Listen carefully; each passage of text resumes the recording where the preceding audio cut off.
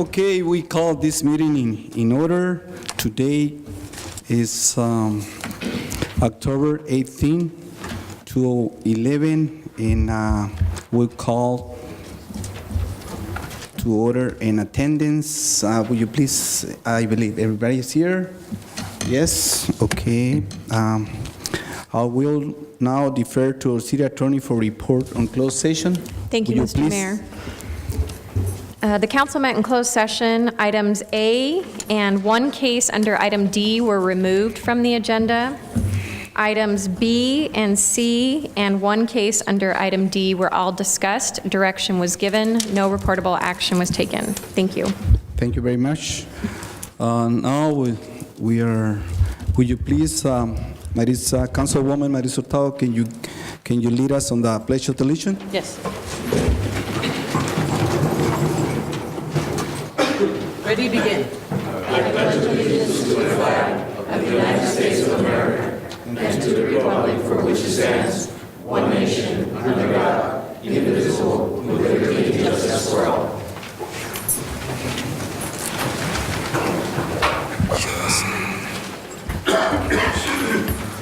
Okay, next item, I'm going to call for the vote to the approval of the agenda. So moved. Second. We have a motion, we have a second. Let's call for the vote.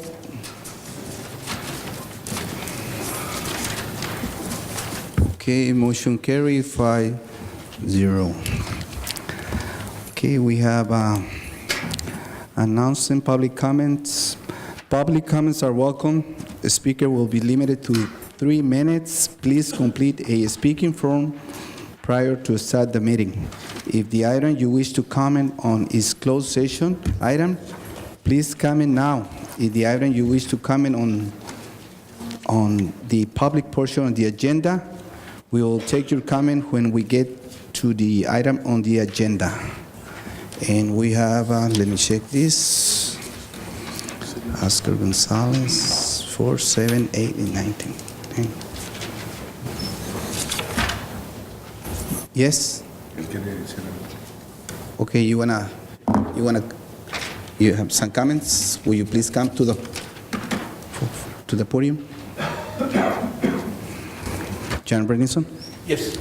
Good evening, Mr. Mayor, members of the council, Oscar, council, ladies and gentlemen. As you know, the Manzanita Tribe Casino, FEIS, I believe they call it, the final environmental impact statement, is up for comment, and I think I've sent you all an email this week with Oscar. I believe I sent it to you as well. I didn't send it to you, Jennifer. My apologies.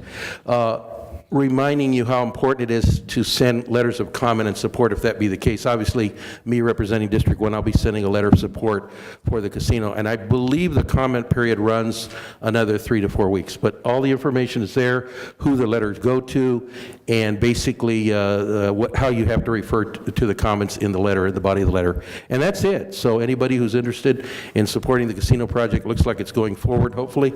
Maybe this time we'll see something at the end of the tunnel. Thank you. Thank you, sir. Okay, we have pumping patch. That's a little. Okay, we have a request for oral communication. Rivera Lalo, Calexico Firefighter Association.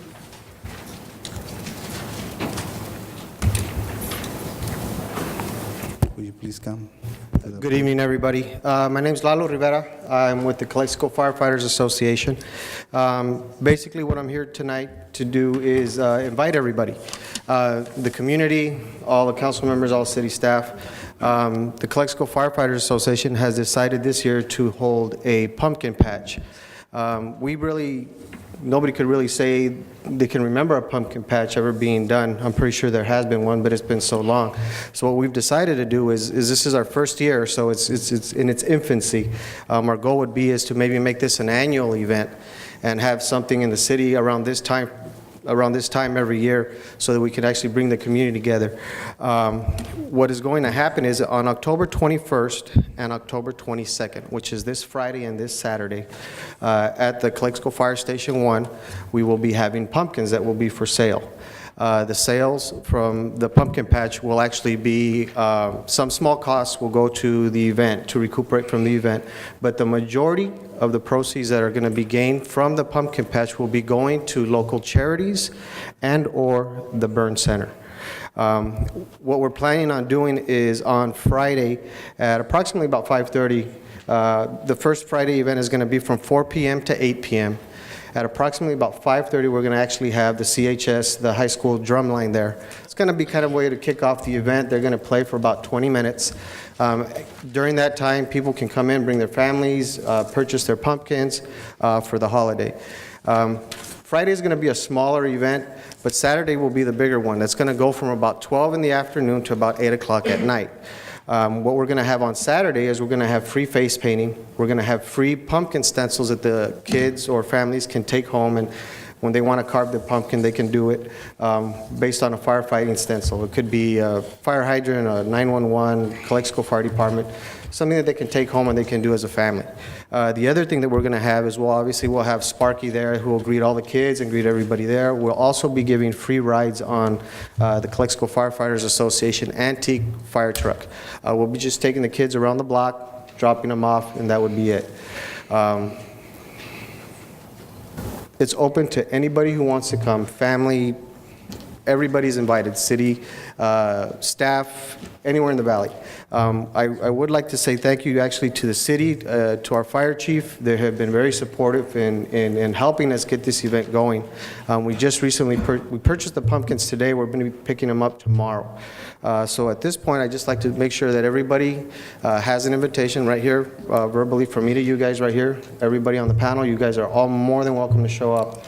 And hopefully, next year, we can actually do something a little bit bigger, where we could maybe go to a park, maybe have vendors, kettle corn, and all that other stuff, but we have to start small. So this is going to be a learning process, and then next year, our goal is to make it a much larger event. So you're all welcome to show up. Thank you. Thank you, sir. Okay, the next oral communication is Vincent Cuevas. Will you please come to the podium, please? Come forward to the podium.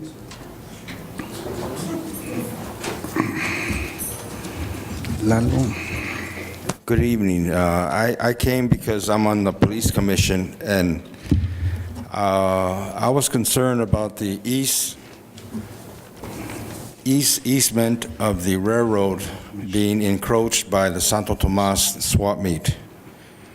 See, it's 41 feet. I checked on the internet, and it's being encroached, and I'm afraid of an accident or something happening in that area, so I just want to put it on public record. Thank you. Thank you, sir, for that information. Okay, the next request is regarding public comments. Ben Horton, senior, right?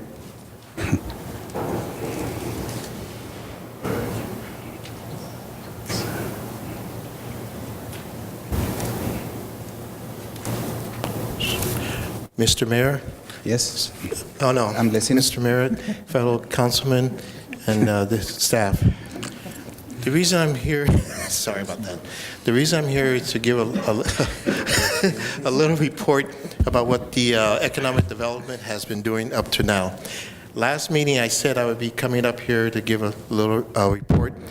I'm happy to say that we're in the process of setting up a meeting with our counterparts in Mexicali in reference to setting up a relationship, and also to talk about some of the plans that we can share between the two cities in reference to economic development. This is something that's been overdue. We hope to make it work. We hope to follow it through. Another thing is to start looking at our snowbirds. I'm under the impression that in Yuma, they seem to do a lot more for the snowbirds than we do here in the valley as a whole, and especially Calexico. We're looking to develop something that we can be proud of. and something that's workable to bring the snowbirds and bring some, let's say, a little bit of commerce to the city of Calexico. That's in the development.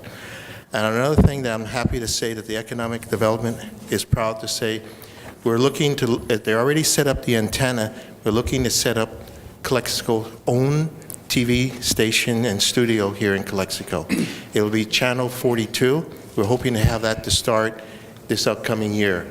It'll be a high digital, full high, let's say, signal, and it's going to be, we already got the antenna part. All we got to do is set up this, find a location for the station. And it'll be located here in Calexico. One of the parts is we've been working closely with the city manager on that part. He's already aware of it. Now there's the next part to have the primaries to come and visit the city, but it's already in the planning. Calexico will have their own, let's say, TV station, news and reports and everything that goes with that. And it's going to be located in Calexico. Another point that I might be proud to say is that we're already starting the process, and it's something we talked about, and we're supposed to give a presentation in reference to the Boy Scouts and also the National Guard Armory. This coming, let's say, Halloween Carnival, we're going to be having the Boy Scouts here to start organizing. Then later on during the next week, they're having their first meeting at Cesar Chavez. We're still in the planning process, but it's already in fact. The Boy Scouts already said they will set up a permanent insurance here in Calexico, $1 million plus, and set it up and put the city of Calexico on their insurance. So whatever we do with the Boy Scouts, it'll be covered. And basically that's about it. If there's any questions or comments or suggestions from the council. One other point is that the students at Jefferson Elementary School have invited the mayor and a certain other, and Marisa Adalo to come to their school for a presentation. So you can see how the technology, in spite of what they said in the newspaper, the students are using some iPads too. So, and we want to make it a point to show how technology is helping the young people to learn better. And the mayor has said that he's very much interested in it, and we're going to make that happen at the latter part of November. They're looking to have a play for the mayor and Marisa when she does come there. So this is something that we're in the process, and economic development is proud to say that we're instrumental in putting this together. Any questions from the council? Mr. Horton, I was just curious. I had heard a little bit of information about that new news channel. Is that a news channel that's related to someone in some other news channel in Mexicali, or is No, it completely this is new? going to be, okay, the channel 66 is the owner, but yet the channel call sign will be channel 42. It'll be a high digital. As it stands right now, there's another channel that's on Time Warner. This channel, well, you can get your old rabbit ears. You'll be able to utilize that. You don't have to have cable in order to get the channel. I'm sure it's a surprise to everybody, but yesterday I had a meeting, and it was really nice to hear about it. And I might point out something.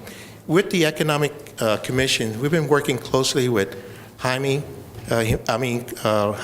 Jimenez on that part, and we're also working with Roxanne Edie and Carlos Romero. They've been advising the Economic Commission on certain things we've been working on. It's a commission that's a working commission, and we work at the pleasure of the council. I'm happy to say that you can be proud of your Economic Commission. It is working. And on that TV channel, there's one other one that's on Time Warner, like I was talking about, and it's not the same. This would be our own TV channel located in Calexico, not some TV channels off in somewhere other location. They just pump it here. It will be a working TV channel. At this point, they're looking for a location to set up their studios. And I'll be able to give more information to the city manager, and he'll be able to digest it down to the councilman. Any other questions? I hope that satisfies you on that part. Mm-hmm. Yeah. Any other questions? Surprise, surprise, huh? Okay. Thank you very much for the opportunity.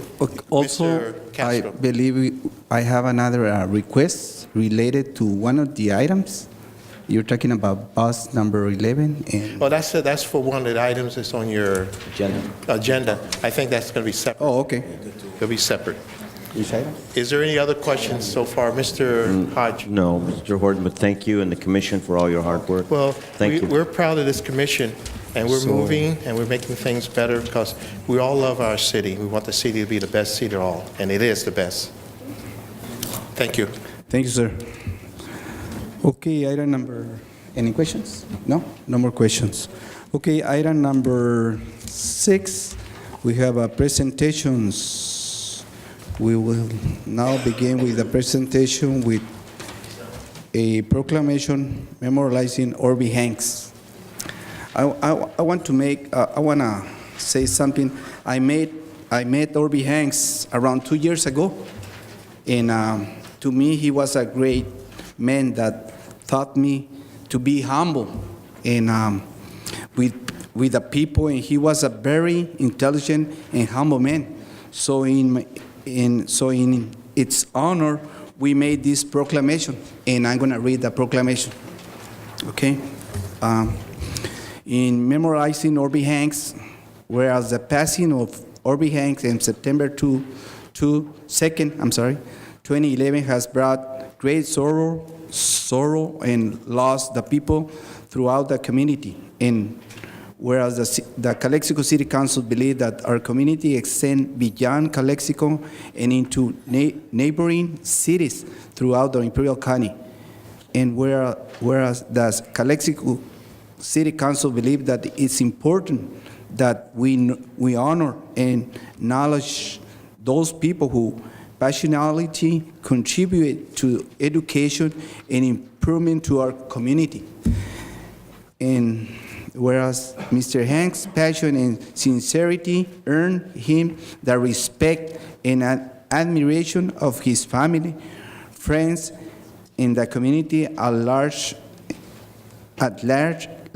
and whereas Mr. Hanks served our community as an educator, coach, politician, and advocate for accountability of our local governing agency, as well as honorable representation by elected officials.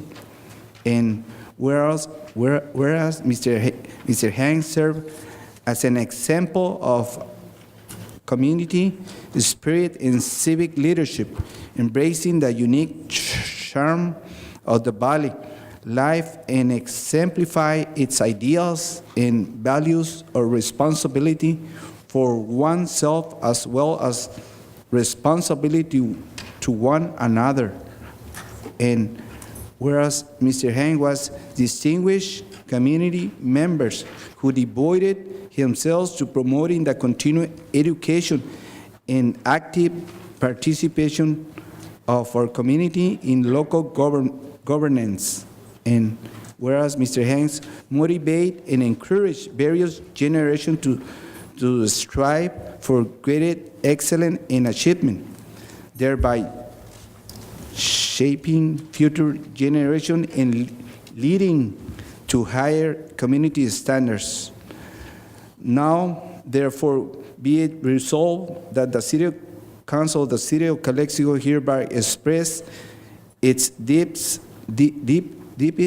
sympathy at the passing of Orby Hanks, and by this proclamation memorialize him for his lifetime of service.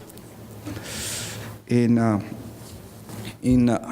witness whereof I hereinto affix my signature as a mayor in official seal of the City of Calexico on the 18th day of October 2011. And we have the proclamation here. Will you please come forward to the front?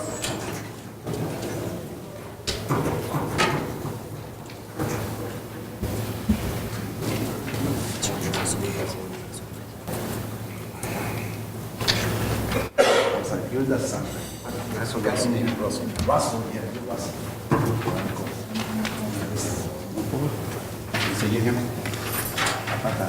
Can you hold this? Yes. Well, in the middle is okay.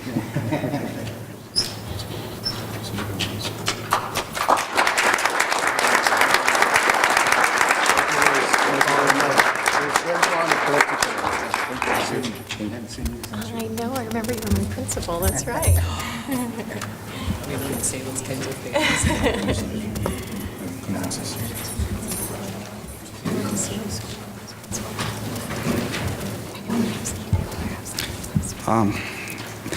Is there someone in the public wanna talk about this proclamation, or who knows this family? Good evening. My name's Oscar Gonzalez, and I was one of the students and players that Mr. Hanks motivated in 1960-62. He was also very instrumental in encouraging many of us to go on to college.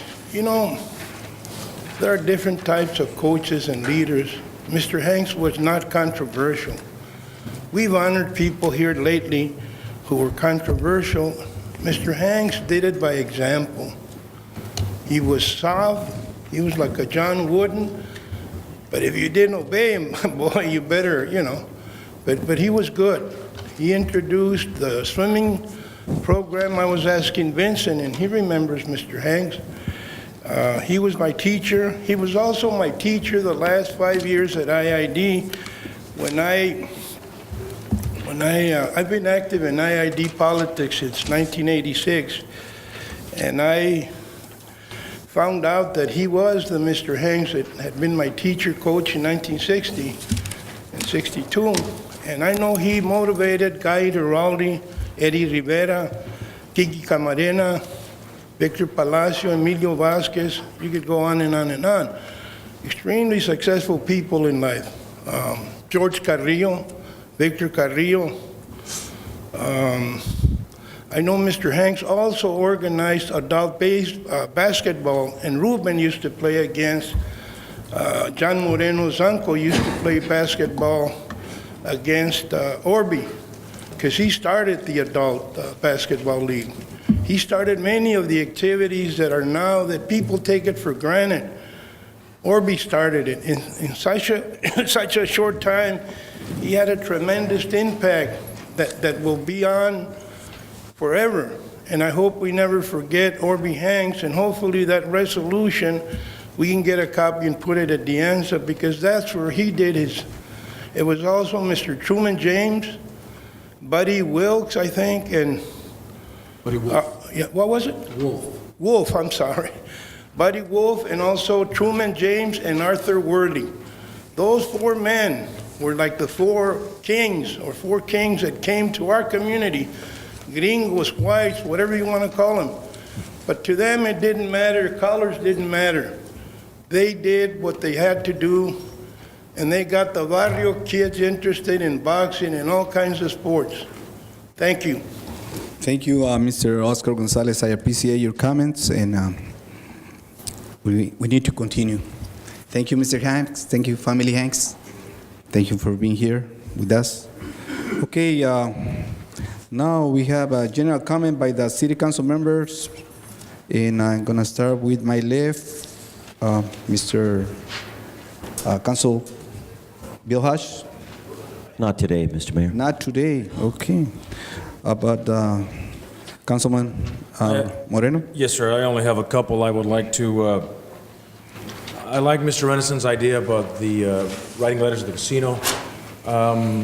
Do we write the personal letters? Do we write the sample and then expound upon them and put them on letterhead? How would we like to go about this? I would say, and Mr. Renison might want to chime in, but I would say that we should individually send the letters by council members, and also as a city, we're going to be sending a letter of support also. So individually, would we need to necessarily put them on letterhead from We can put them on letterhead for you if you want to draft something and you want us to draft it, that's fine. And I challenge all the council members on this board to write a letter for the casino, which was passed in 2004 by public mandate, and here it is 2011, and we're still haven't seen a block of dirt being broken. So let's see if we can get that thing moving a little quicker. Thank you, Mr. Renison, former mayor, former councilman, current supervisor. Also, I want to thank Ms. Hildy Carrillo and the Chamber of Commerce for a very fun event. I believe it was last Saturday, not Saturday, the Saturday before, which was the Beetle Fest, the first of its kind, hopefully the first of many events like this that will come to the city of Calexico. I was in the audience, and I really, really enjoyed the music. It took me back to when I was a kid, but I mean, it wasn't my time, you know what I mean? Yes, sir. But nonetheless, everybody loves Beatle music, near and far. Hildy, congratulations. That was an awesome, awesome event. I hope to see more of those. And hopefully we can see more of the balance of the council at these events. Bill, you would have loved it. Those were your times, baby. That's all I have, Mr. Mayor. Thank you, Mayor. Council Moreno. Councilwoman Marisa Hurtado, do you have any comments? Yes, I also was at the event for the Beatles, and it was a very nice event. A lot of the music. The gentleman, John Leo, I mean, he was just almost identical to what it was looking at John Lennon. So it was really nice. I had a background with pictures, old pictures and stuff. It was really nice, and learned a little bit because he talked a little bit about the history too. So that was really nice. Always supporting. The other item that I wanted to ensure was to welcome a new employee to the City of Calexico staff, which is Nick Servin. And we're really, really happy to have you here. Your family is a very great family here, and participate a lot in everything that happens. I've had the privilege and pleasure to meet them. Nick is our long-awaited Public Works Director and City Engineer, so welcome, Nick.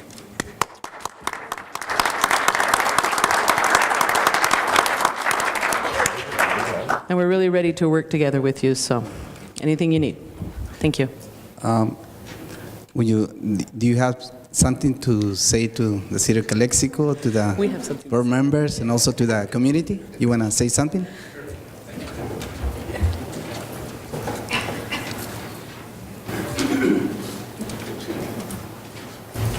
Thank you very much. First of all, wow. There's a lot of things that we really need to work on, and I'm glad that everybody's going to participate. Everybody has been very cooperative. The public has been very receptive. The employees just very open with me and provided me with all the information I've been requesting. I don't know everything yet, but I'll hopefully, with everybody's help, be able to solve some of the problems. There's some major problems out there that we're trying to solve.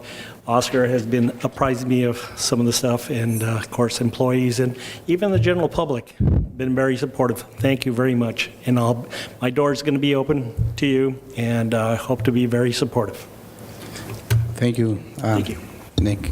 Mayor, if you don't mind, I'd like to kind of give a brief on our new city engineer, public works director, so people get an idea as to who this person is that has just joined our workforce. I'll just give you a couple of facts on him. His father is Refugio Servin, and his mother is Esperanza Servin, who are very well known to this community. His brothers and sisters are Ricardo, Marion, Irma, and Refugio Jr. Obviously, everybody knows Caldi, so now Nick unfortunately has to go with Caldi. Oh, you're Caldi's brother. So he said I have to put up with that for a little bit. He's a graduate of Calexico High School in 1971. He wrestled on the wrestling team from 68 to 69. He was also a fellow band member. He has played the trumpet. Hopefully, I told him that in a couple of years, hopefully if I can manage to hold the sticks again, maybe we can form a city band. He was on the swim team from 67 to 71. He was pool manager for the swim team in 1972 and attended SDSU 1973 to 79. Graduating there in 79. He worked for the city of San Diego as a junior engineer from 76 to 78. The county of San Diego in their building, flood, and control departments from 78 to 87. He was an engineer. He has an engineer and training certificate in 79. He's a licensed engineer since 1981, a senior engineer in a private firm from 87 to 90. He was also a partner in South Valley Engineering from 1990 to 1996. He had his own company until recently, from 1996 to 2011. He's married to Rosalia Montaño, who is also a native of Calexico.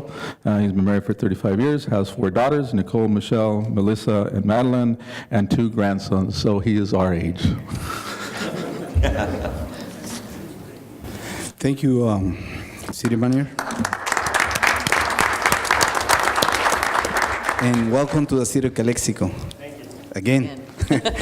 Yes, okay. Mayor Pro Tem Romero. You have comments? Yes, I do. For those that did not know, our city has lost another member of our community, Tony Gonzalez. I had always wondered if Tony was more known by being the owner of 2 McDonald's franchises or here in Calexico, or by his colorful metaphors.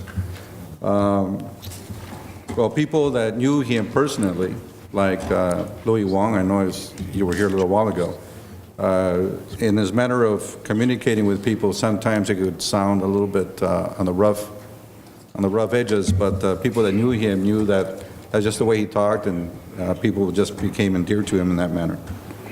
I guess now Tony is up there with Nene, Margarita, planning to see how the city can be run better.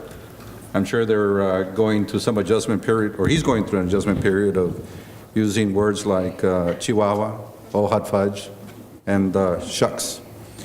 Anyway, God bless you, Tony, and no doubt you'll be missed. I also want to extend apologies to the Calexico Parents Athletic League program. I was invited to be at their Saturday, October 15th sports event, but I was unable to do so due to some pressing business issues. I will ask that you keep extending that invitation. I'll make it to the next one. City Manager Rodriguez, we used to have financial reports on a monthly basis. We're not getting them anymore. They were usually presented by the mid-month of each month of the following month. So if you could resume that. And also as a reminder, I guess the Mana ceremony will be this coming Friday. Yes. And hope we'll be seeing you there this weekend. They will be honoring one of our own, Norma Aguilar, who's here with us. Congratulations, Norma. That's it.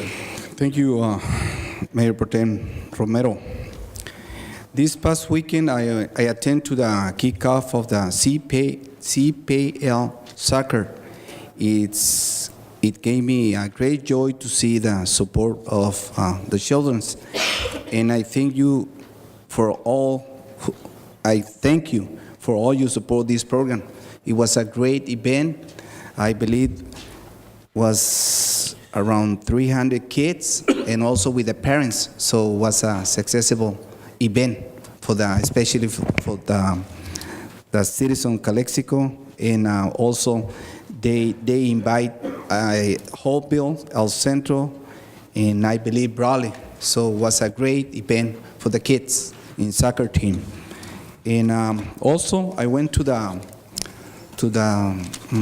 school board meeting, and I gave a certificate in name of the Calexico City Council members, and also on behalf of the Calexico City members, I gave a certificate to Mariano Florentino Cuellar for his visit to the city of Calexico and his motivation to talk with the student of Calexico High School. And that's about it. Okay, the next general comment about the comps. Okay, we have item number 8, consent agenda. Let me see. Mr. Mayor, motion to approve the consent calendar? Second. Okay. Well, that was quick. I have some items to pull. Okay. Okay, do you 1, 2, and 4. 1, Pull. 2, and 4 to pull? Romero, right? Mr. Mayor, Mayor Pro Tem Romero, let me ask, Maritza, do you have any? Okay, let me write it down so I don't forget. Romero. I will rescind my motion to approve all items and honor the request by Mayor Pro Tem Romero to pull 1, 2, and 4, and to approve 3, 5, 6, and 7. 5, 6, and 7. Let me check this. Okay. Joseph can report. Okay, Luis. Okay, I would like to pull item number 7. So Okay. we have 3, 5, and 6 to approve. I'm gonna call for the motion to approve 3, 5, and 6, right? That's correct. Motion to, okay, let's call for the vote. Second that.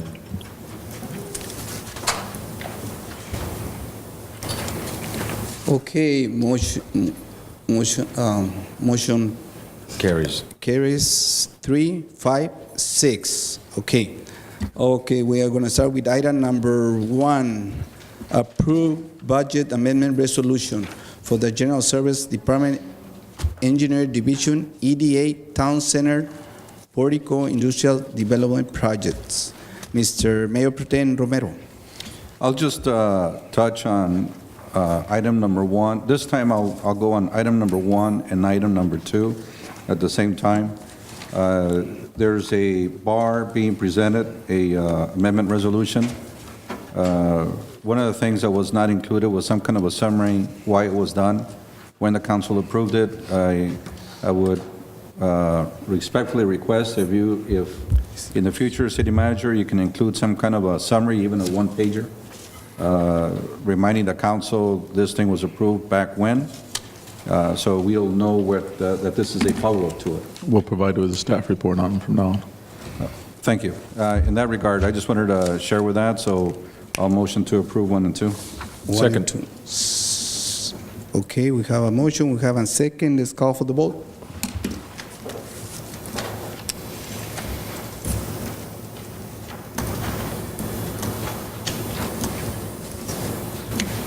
What happened? I don't. Okay. Motion carry 1 and 2. Okay. Next, item number 4, Mr. Romero. I believe you called that, right? Yes, on item number 4,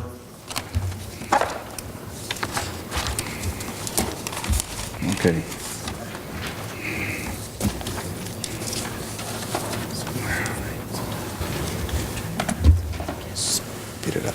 This will go more towards, I guess, my comment earlier during the opening session about these financial reports. I don't have a question to the expense being made, except that I just wanted to have some kind of additional information or confirmation that this expense is still going in regards to the budget for the end of the fiscal year. Trend or whatever, but if it's still within budget for the full year. At this point, we intended for it to be within budget based on trends. So at this point, yes, the answer is yes. Okay, so in the future, if you could include some of these numbers, including with what was budgeted, approved in the budget, so we can see that when we're looking at this type of information. I know that there was any mention if it was within budget. So in that regard, I'll just go ahead and motion to approve item number 4. Second. Okay, I have a question too, on the same item number, I believe 4. Yes, Yes, I have a question. The overtime is $98,000. Is that, we're talking about just 1 month or 3 months with this overtime? Either police chief or either Judy Hatchen, do you have that answer? Mayor, if I may add, of the 98,000, 75,000 is being reimbursed to the city. So would be 23,000. That would be the, I guess, a discussion, which that of the 23,000, a lot of it includes the benefits, right? The MOUs? Yes, if you look at the documentation provided, it'll show you exactly where it's coming from. So these wages, obviously, this is, you'll notice in the chart, one will say either grant or general fund. So that's how it's broken down. The total amount is 98,000, but as you stated, 75,000 is reimbursable, so 23 is a general fund expenditure. Okay, but in the bottle says the reimbursable expense is 75,000. My question is, do we receive that reimbursable money yet? That's my question. We're talking about $75,000, right? Right. Mr. Mayor, the expense was just made in September. September. The billing's being prepared, and then we'll be requesting that reimbursement. But this is for the month of September, so we've just put those numbers together so that we can bill for whichever agency is responsible. Okay, so, okay. Thank you, We sir. haven't received it yet, no, but we will be. Thank you, sir. Okay, I believe you Yeah. make a motion on that? Motion has been seconded by Second by Mr. Moreno. Okay, let's call for the vote. Okay, motion carry. I believe we have 4, 6. Okay, number 7. In this item, I would like to pull this item for a special meeting. And the reason would like to call this item for a special meeting is because there is some numbers that I found are not correct. And is Mr. Nick Fenley's here? No, he's not. And the city manager, I've been asked for this information since 3 months ago. So I didn't get the right answer on this item. And that's the reason I would like to pull this item so can my colleagues understand the situation on this item about the funding for diet program. I'm not let me finish and let me clarify this. I'm not against the program. The program for the seniors is good. They have my support. In this case, I'm against the numbers.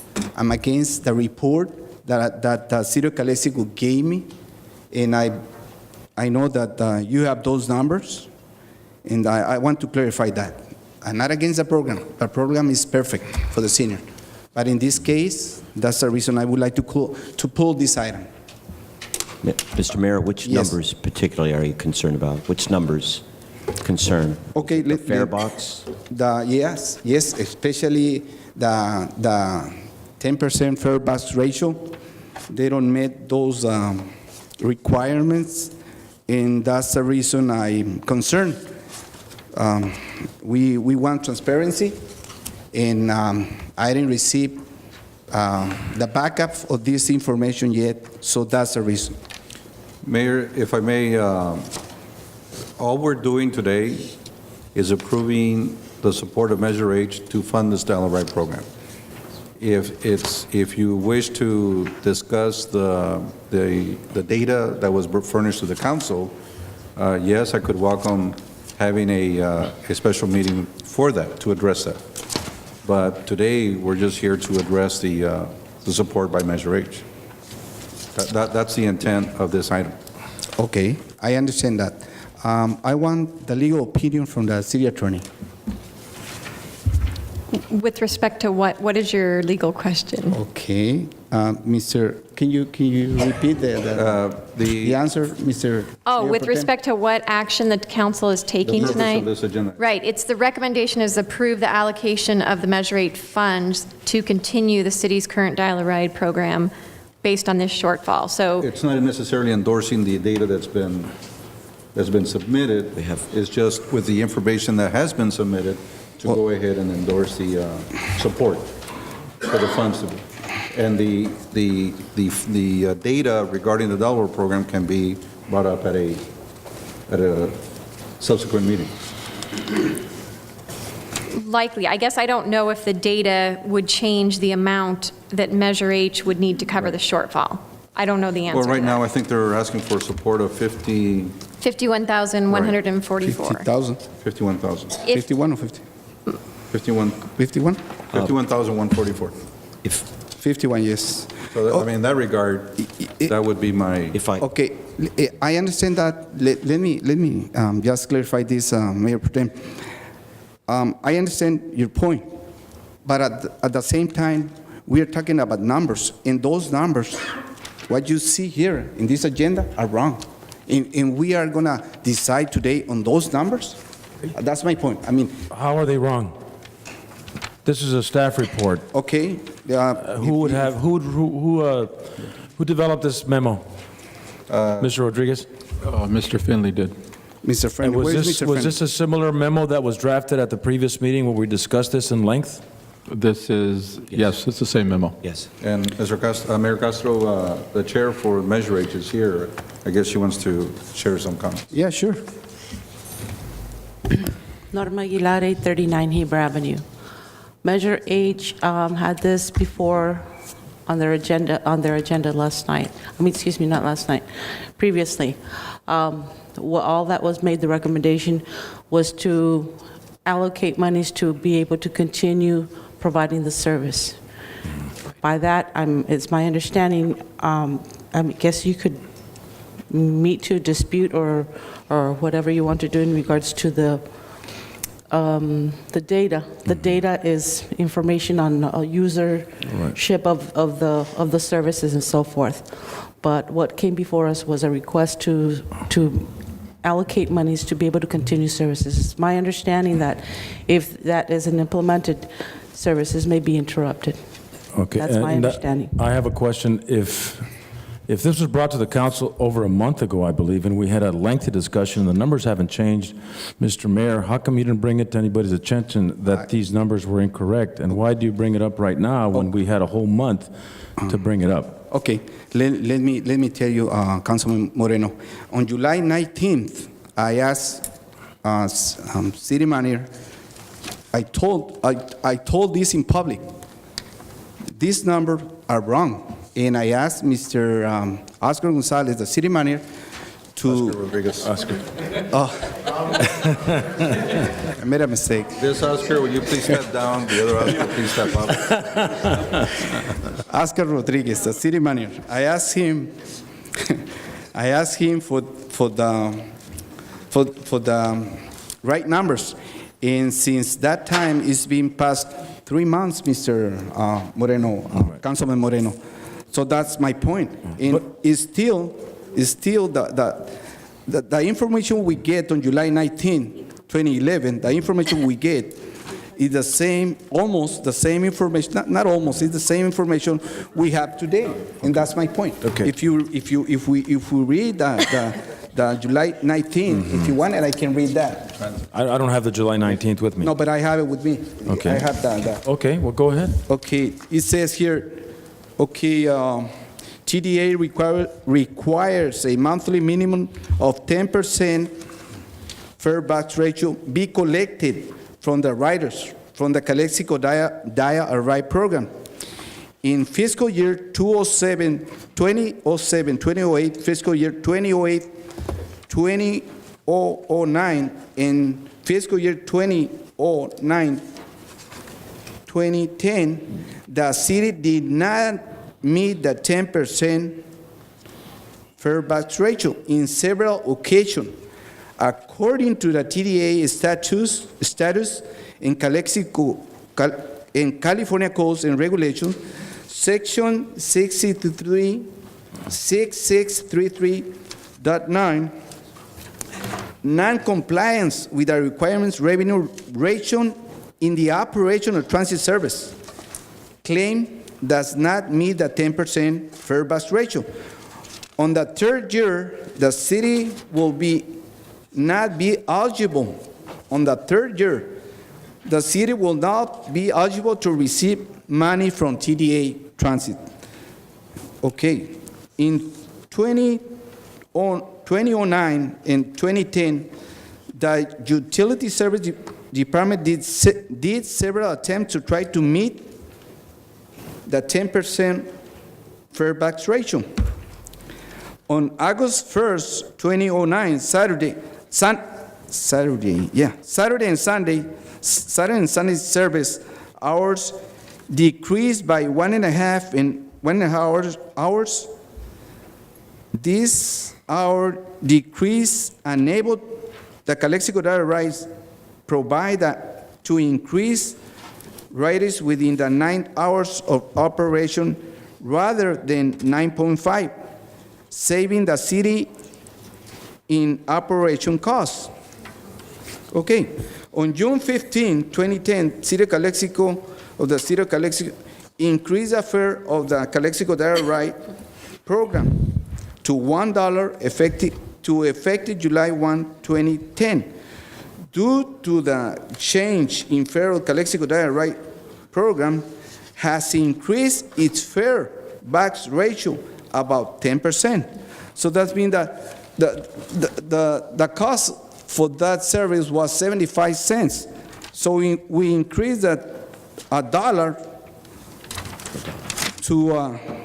to this company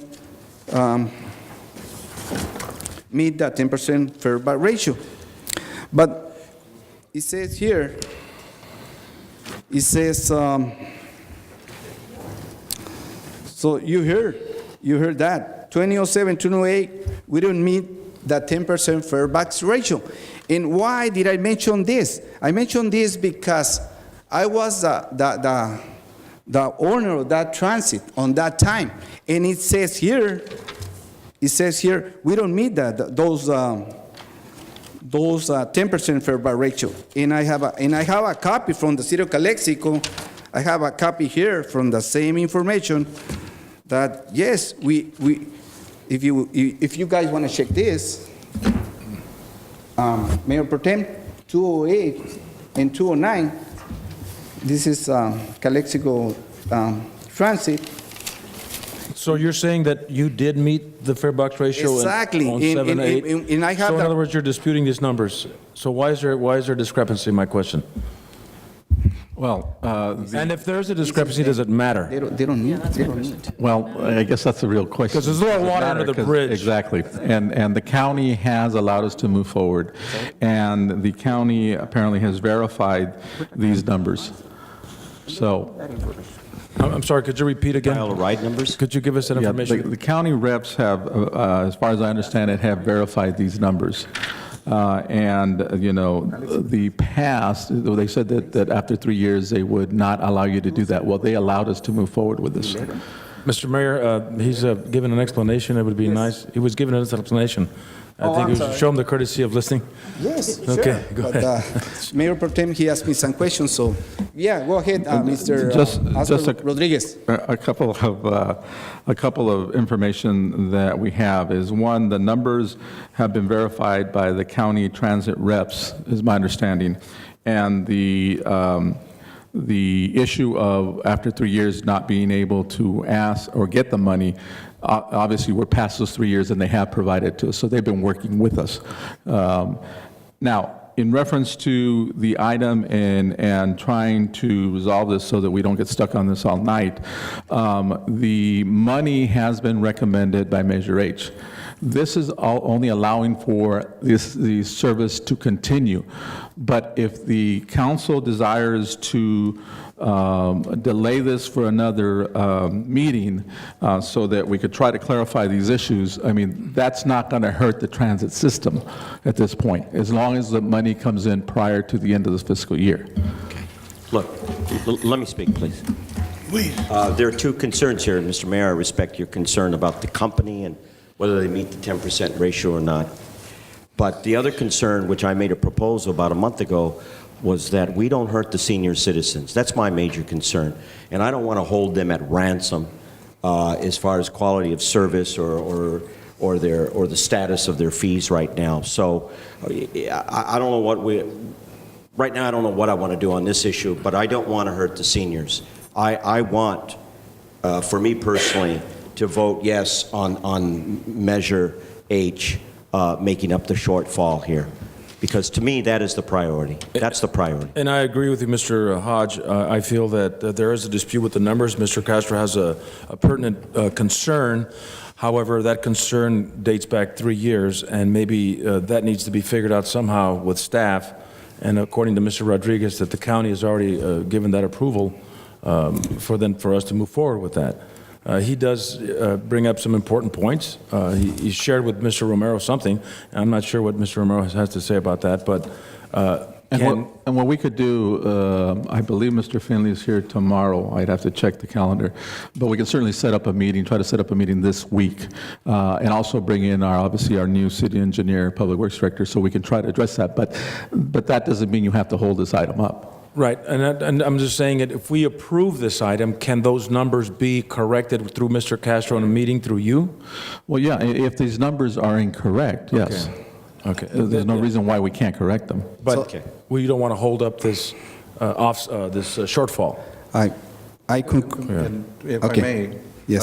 one of the things is that I will say is, and I concur with Mr. Hodge and Mr. Moreno, but if this was just a Measure 8 support by the council, I don't understand why all this additional data anyway.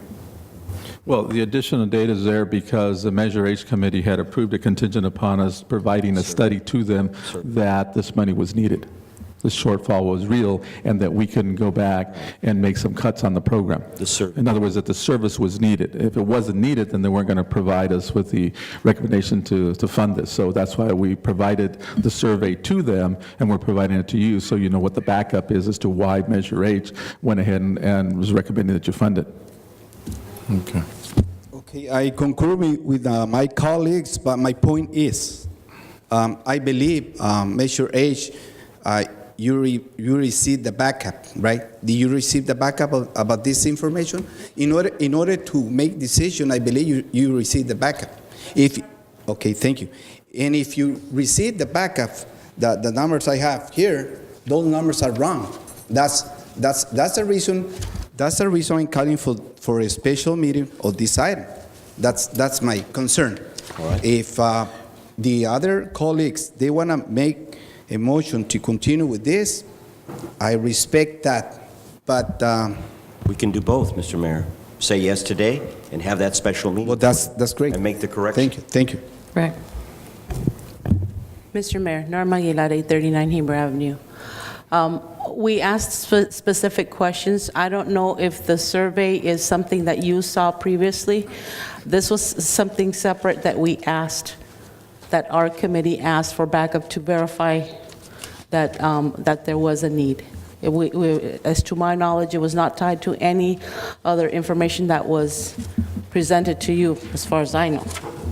These were specific questions that we asked be built into a survey and so forth. Survey, what kind of service? It's survey. Survey. Oh, okay. It wasn't. Number 8. You got a different. And there's results to the survey. Correct. That they need the services There was every day. specific questions asked. Like I told you, I'm not against this program. The senior, they have my 110 support. But yeah, I concur with Mr. Did you make a motion to work on both? I mean, we approved today. I would like to make a motion to vote on this now and to set up that special meeting that you want. Okay, I will second. we have a motion, we have a second. Let's call for the vote.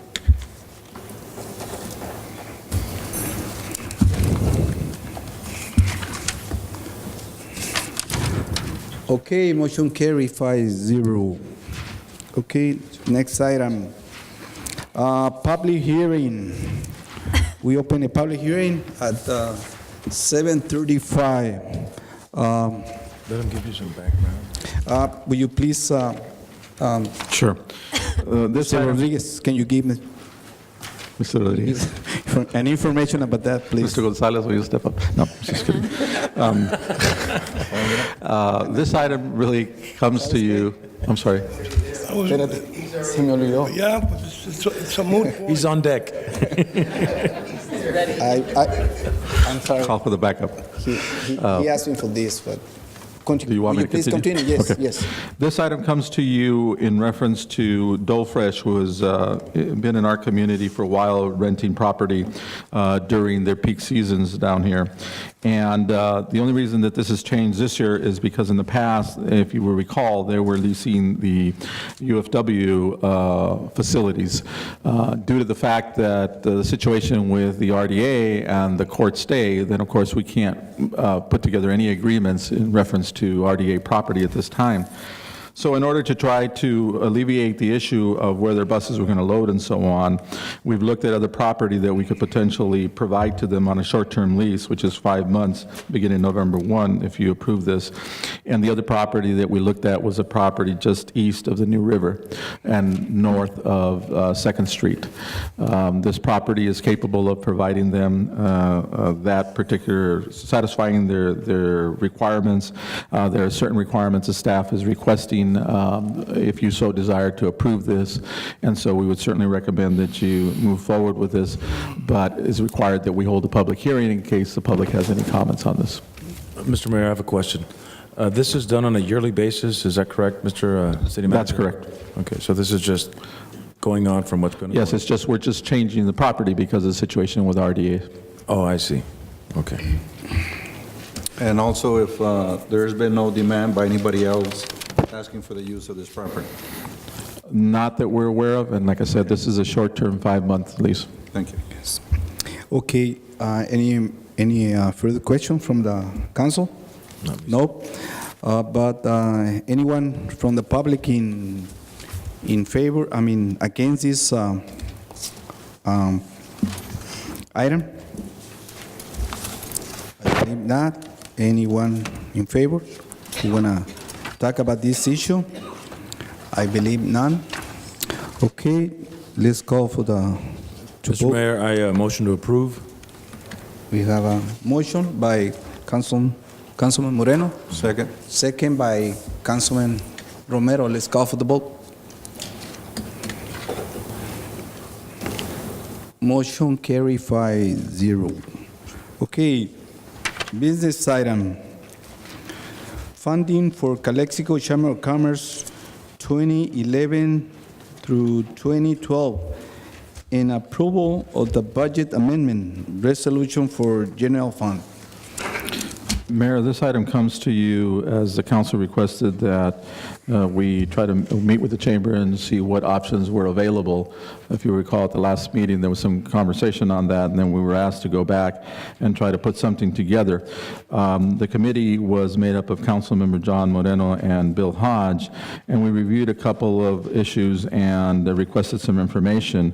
And so tonight, the recommendation comes to you from your committee, and the recommendation is basically to provide $62.50 per month, which is $75,000 divided by 12, which is the request was made by the chamber for $75,000. And the difference is that the recommendation comes under the terms of the recently expired agreement, so that the scope of work would be based on that particular agreement that has just expired, and would be till January 31st of 2011. The importance of that date is that we're hoping that by the mid-January, we will receive word from the Supreme Court as to what the status is going to be with redevelopment agencies. And assuming that redevelopment agencies, the court goes on our favor, then the agencies would continue, and then we would revisit the issue of funding and where those funds were coming from. As you know, this recommendation requires that it be funded under general fund reserves. And the other important item in there, in this particular recommendation, is that the chamber has proposed and the committee has agreed that they would be self-sufficient by July 1st of 2012, and that we move forward with those conditions. So that's a recommendation of your committee. I don't know if the committee members want to say anything, but as I understand it, that was the recommendation. Yes. Okay, any question from the And Mr. please, Bill Hodge? yes. I'm sorry if I'm going to repeat some things here, but I'd just like to say this in my own words. After a good amount of discussion with the city manager, Mr. Rodriguez, Councilman John Moreno, and myself are urging our fellow council to vote yes on this proposal. I'm voting yes because ultimately I don't want the Chamber of Commerce to, for lack of a better term, go under or cease to exist.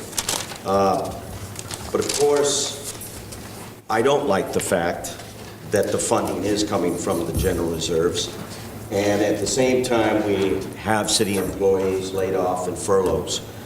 But it must be stressed that this is a one-time deal only. Also, I am comfortable with my vote because of the clear, specific conditions or terms that have been agreed upon between the city and the chamber. The nature of these terms are, I believe, performance-based that require measurable results on behalf of the chamber. Furthermore, this agreement is valid only, again, like you pointed out, to January 2012, at that time the city and the chamber will revisit these specific terms and conditions. Now, as you know, I have been concerned and critical about the Chamber of Commerce in areas of documentation and accountability and transparency, but I now believe that these areas have been improved upon. The city will be receiving financial budget statements, quarterly reports, and an implementation plan to improve upon business promotion and retention, and a strong commitment for the Chamber to be self-sustaining by July 2012. The Chamber of Commerce is a vital part of our community, but like any other city-funded entity, it must be held accountable. But I am confident that the Chamber will transform itself into a bigger and better force in our business social community. So just to reiterate, there are specific terms and conditions that we've agreed upon. Financial statements, well, I've just went over them. It's a short-term agreement up to January 2012, and after that we will revisit it and see, based on what they come forward with these specific conditions, what we can do from that point on. Mr. Moreno might want to cite the particular numbers, sir. Well, thank you, Mr. Hodge. It was great working with you and working with the members of the Chamber of Commerce, the leadership team from them, and of course our city manager, Mr. Rodriguez, who has a very important history on funding for RDA.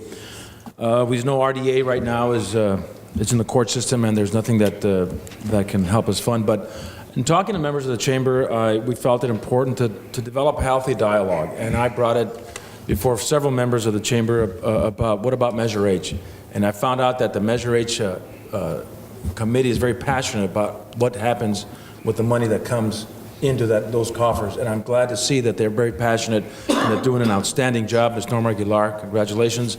I'm glad that you guys took the time to discuss it, to find other, to give us, to give me as a citizen at that time, a fellow council member, some idea of how you feel about these things. I did talk to members of the community. I spoke to members of the BID, Mr. Morris Risen, as Mr. Eric Ortega, members of the chamber, Ms. Hilly Carrillo, and I try to get an idea, Mr. Carlton Hargrave as well, to get an idea of what they feel is necessary for the chamber to exist. We look at the Chamber of Commerce and we see it on the corner of 111 and 98, two state routes that come together, intersect the city. It's in the center of the community. It was built there, I don't know, 30, 40 years ago by the members of the chamber at that time who felt that it needed to be out in the forefront. When people came into town, they would look for the Chamber of Commerce. They were visitors in the community looking for what the city of Calexico can offer them while they stay in the community. So we must keep that in perspective, that this is a vital part of our business community as a marketing tool. Our city, in effect, lacks somewhat sophistication in marketing, in business. We used to have PR people, we used to have more people on staff that would take care of some of these things, but we don't anymore. We have to rely on the chamber to do what it has been doing and to continue to do more. I would like to see, in addition to what Mr. Hodge says about the financials, I would like to see the chamber work more collaboratively with commissions that work on economic development. For example, the Economic Development Commission that Mr. Horton sits on. I'd like to see it get together more with the BID and try to come together rather than duplicating services, but work together as a whole in the collaboration for the whole of Calexico. Too many times I've heard that there is, well, this is not part of the chamber or this is part of the downtown, but we're all the same. And I encourage the chamber to look for avenues to collaborate with all entities that want to promote the city of Calexico, that want to promote economic development. I know that it's going to be tough over the next few months, but hopefully by January of 2012, we'll have a certain idea as to where they're going to stand for the next 6 months. if we need to dip into Federal Reserve, not Federal Reserve, but our city We can reserves. dip into the Federal Reserve, that's okay. So I just hope that it does continue to work closely, and I know it has, but I want to put it out there in the forefront with the IDEDC, the Imperial Valley Economic Development Commission, the Calexico County Enterprise Zone, which is working closely with them because they got Danny Fitzgerald there. So I urge the council, the balance of the council, to support the chamber in these most trying times. We know we've got the Christmas parade coming up, and I know the chamber has a big hand in making that happen. If we don't fund the chamber, we probably won't see a Christmas parade in Calexico, which is, I'm going to believe, probably the 60th annual Christmas parade. I'm not sure. But I encourage the balance of the council to support this particular item that's on the agenda. Thank you very much. Thank you, Councilman Moreno. Councilwoman Maris Hurtado, do you have comments on this item? Just a little bit of clarification, maybe from either Monica or Danny. On the letter dated Thursday, September the 20th, that one there talks about quarterly payments of $37.50. So that was just a little confusing, what it is.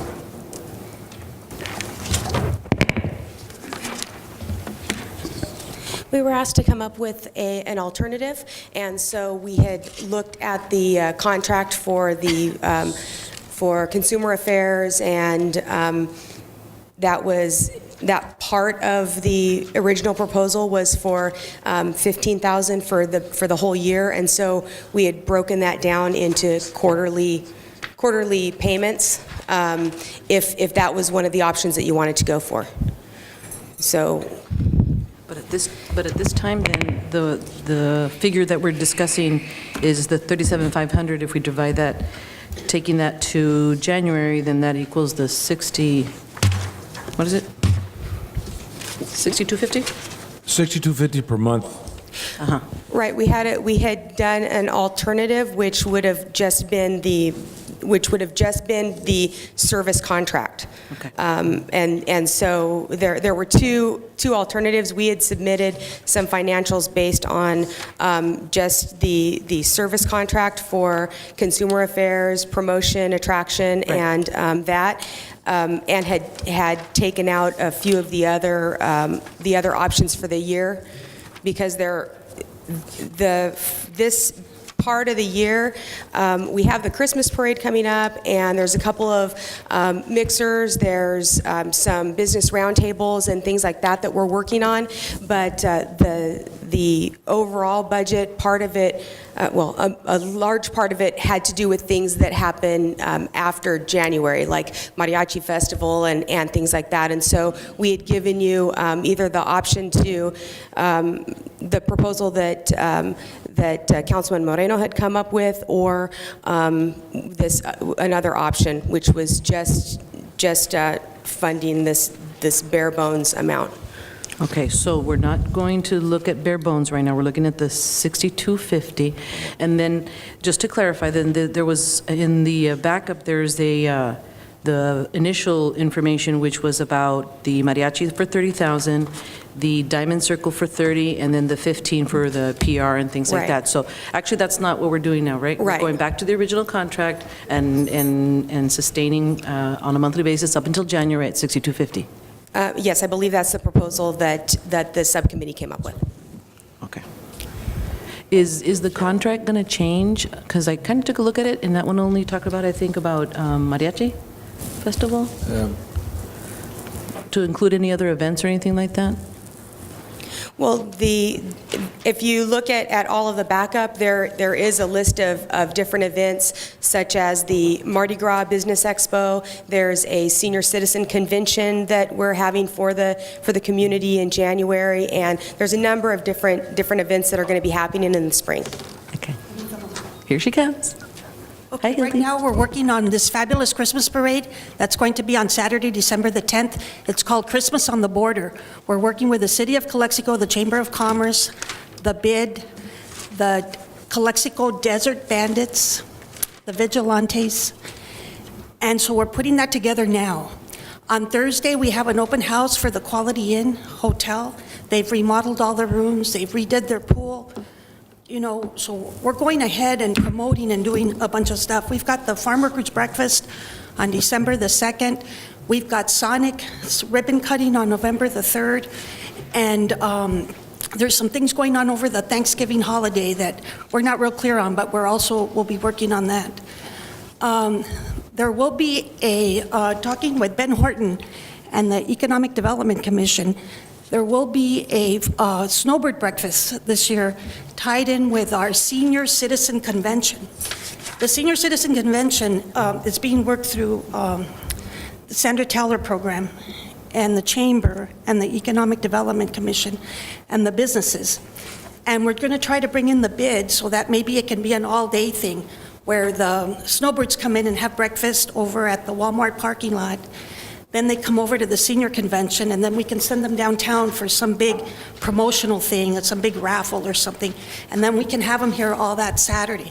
So we're really busy working on all this stuff, and so just to let you know that we do have some other things added on that aren't real clear yet, but we're working on them.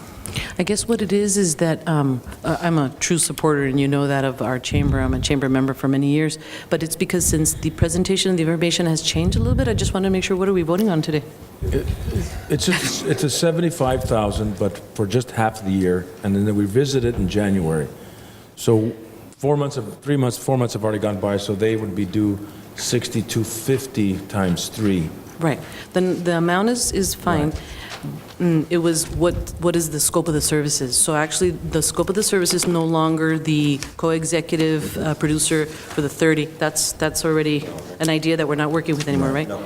It's the scope of services as it was last year, just repeating it again, right. And then hopefully they have. And we've added because we. And you added. Okay. This year we were adding these different things that we met with with Mayor Castro over the summer, and we talked about the Senior Citizen Convention and then Louis Wong spoke with one of the council members, I think it was Mayor Castro, regarding a snowbird breakfast.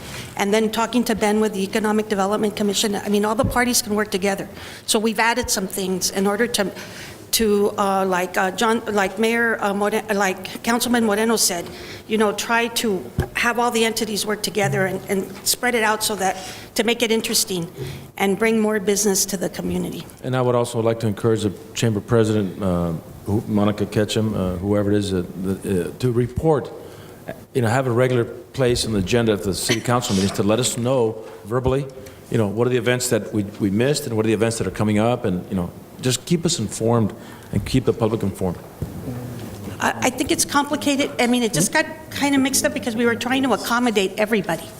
And you can't do that. So, but because we talked to everybody individually, you're kind of up to speed and you know what we do. So that's what's happened here. Okay.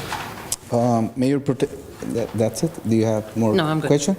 Mayor Pro Tem, do you have some question, comments on this item?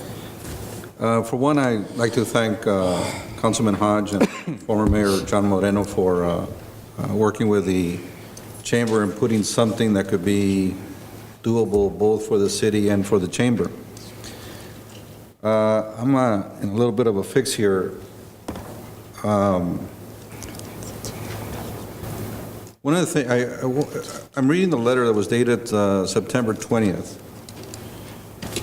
And on the second page, it talks about, for the short term, in understanding the cities of Calexico's limitations, we are proposing that the city of Calexico contract with the Chamber of Commerce for the following services. And it talks about two issues. One was a Christmas parade for $15,000, and the other one, the quarterly payment of $37.50.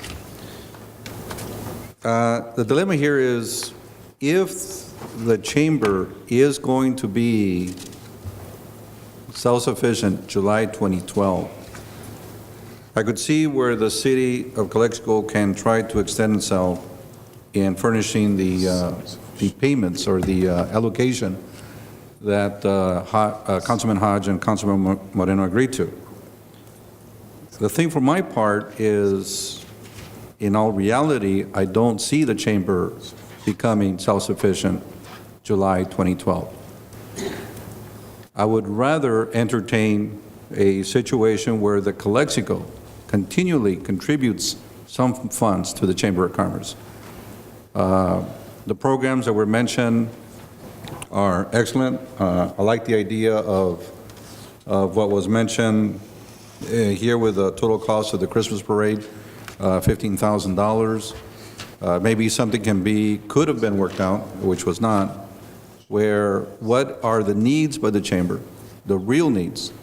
And I guess I was expecting a figure of about $2,500 a month or $3,000, but where the chamber would then turn around and contract with the city on these events. I'm sure there's something that's going to be able to go forward. But you as Hildy, Executive Director, President Monica Ketchum, Treasurer Danny Fitzgerald, do you really believe that the chamber can be self-sufficient July 2012?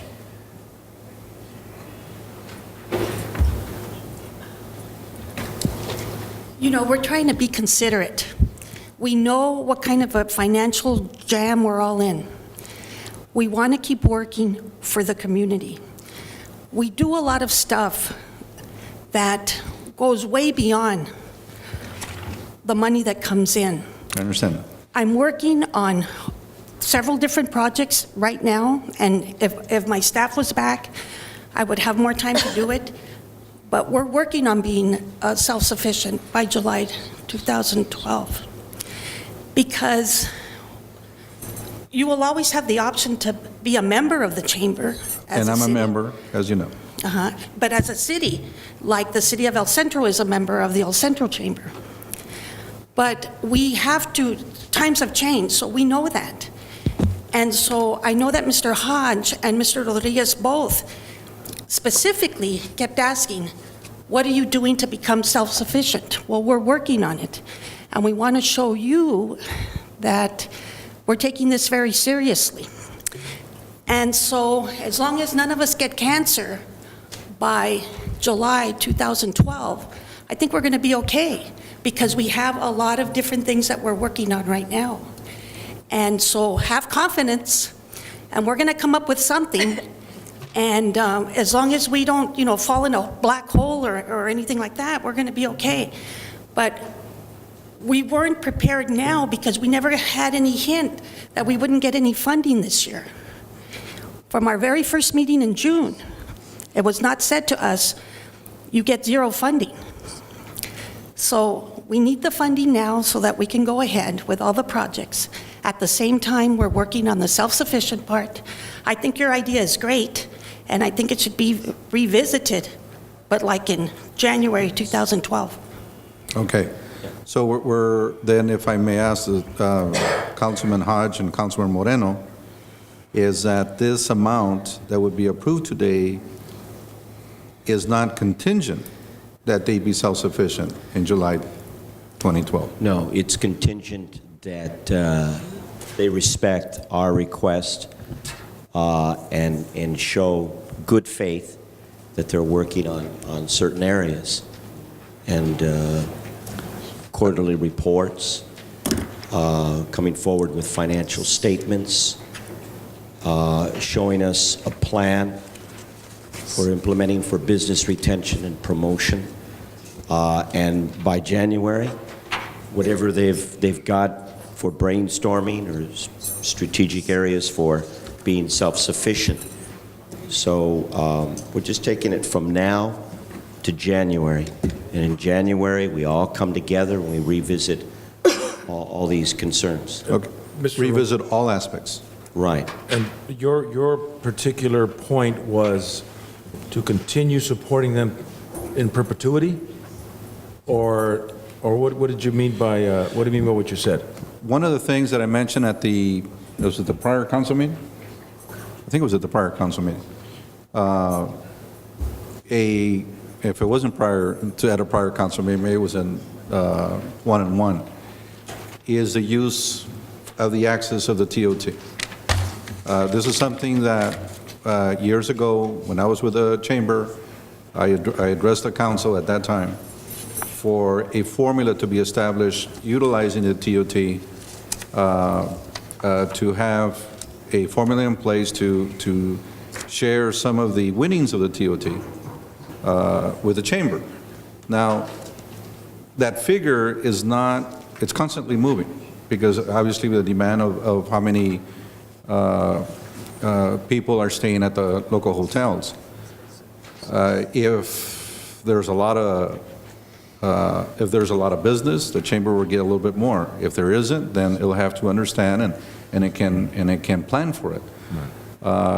As far as how much brings into the city, how much TOT brings into the city is one issue, and obviously the city has to guard at a certain level where it needs to protect itself.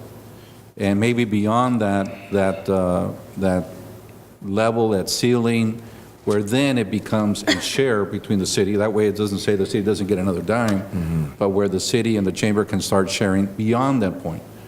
And I want to say it's similar to how redevelopment works. Redevelopment gets a set amount.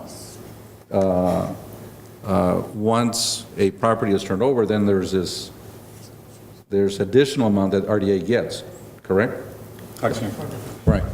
So this is where I do believe that the chamber should continue to receive some kind of funding from the city. The people that stay at the hotel, it's a combination of mix of efforts from City Hall, people wanting to invest in the city of Calexico, staying at the local hotels. Obviously, we have a lot of people that just staying at the hotels in Calexico instead of staying in Mexicali. And we also have a lot of people stay in the hotels in Calexico because of the events that the chamber is putting together. So there's a mixed benefit, and this is why I have brought up the issue before in some regard of the TOT. So this is why, if this is going to be an ongoing deal between the city and the chamber, I would say that 67 is a little bit high. But if it was going to if the city and the chamber were going to continue going in a partnership from here to whenever, beyond July 2012, then yes, this amount is high. If they are going to be self-sufficient by July 2012, then I could say, okay, you know what, then let's go ahead and give them this money and give them every help that they need. But I do believe they're going to need financial assistance after July 2012. I really do. Well, I think that when we meet in... July 2012, I really do. When we believe they're gonna meet need in January, I think that we can discuss all of that. It's a good idea. I remember talking to you about it. You were talking to me about it in 1999 when you were president of the Chamber of Commerce. And it was a good idea back then, except for it didn't go anywhere. It didn't go anywhere, but now Right. you're here, so now it can go somewhere. But we really appreciate you approving this today, and then we come back in January and we'll sit down again and we'll show you what we've done. We'll show you what we're going to do. We'll show you where we are with our self-sufficient project. You know, it's not like we don't see you. I Right. see most of you every day. Right. One of the things that we also have to be concerned for the approval of this is if redevelopment does not get reactivated, then the city manager and the finance director are going to have to be much more creative to see how they can access some additional funds. Because right now, there's a possibility that this could be it. If we And we just, understand that. that this 30% could be good for the full year, at least for this year. Mayor Pro Tem, like I restating, I don't want to see the chamber go under, but I support them in giving all their efforts to try to become self-sustaining. I think we should allow them in stage one to put their foot forward on that, and then it's certainly an option, the TOT. But I think that we need to just put that on hold. It's there. And see what we have developed in January. But I think that they will be a stronger chamber as they gather their forces and increase on membership and become more self-sustaining. And I believe what you're saying, and I also agree that this will make the chamber that much stronger. But like, for example, the issue with right now, Hildy, you're there by yourself. Right? This will help getting Cecilia back to the office? Yes. Okay. I hope so. The one thing is that with whatever resources the chamber is able to get beyond this year, beyond this fiscal year, I don't know if he'll be able to retain somebody like Cecilia for all the events that they put together. So in that regard, since this council appears to be open-minded about that after January, then I'm okay. I just want to make one other comment about becoming self-sufficient. In no way do we want to divorce ourselves from the city. We want to continue to work with the city as a partnership, and so we could entertain also contracting for services for certain events, but not asking each year for a blanket allocation to fund the chamber. So, definitely, if there are certain events or certain services that the city wants to contract through the chamber, then that's something that we are also definitely interested in entertaining as far as being self-sufficient with that partnership. With agreements like that, I welcome it. If we can, since it appears that something's going to be done for the Christmas parade, maybe we can come back with a July 4th Independence Day celebration in Calexico and other events, like the farm workers and the, what's the other one?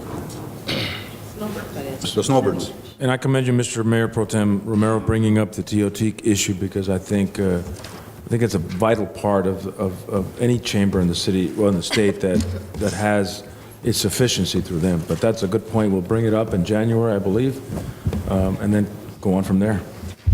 Yeah, and if I just can reiterate what was said earlier, I think that in no way, hopefully, anybody's saying that we'll divorce ourselves from the chamber. I mean, we want to continue to build that partnership, whether it's in a continuous flow of money or whether it's a fee for service. It could be worked out either way. But I think that we need to strengthen our relationships with the chamber and the BID and every other organization around here. Correct. Okay, we have oral communication by Oscar Gonzalez on this item. You gave me an oral communication on this item, item number 9. No, Mr. Yeah, you put there all items. No, Mr. Mayor. No? Okay. Well, I have a question, and I want you to help me on this because there is, I missed some date. Okay, and I'm gonna read this paragraph. Funding will be from City General Fund Reserve.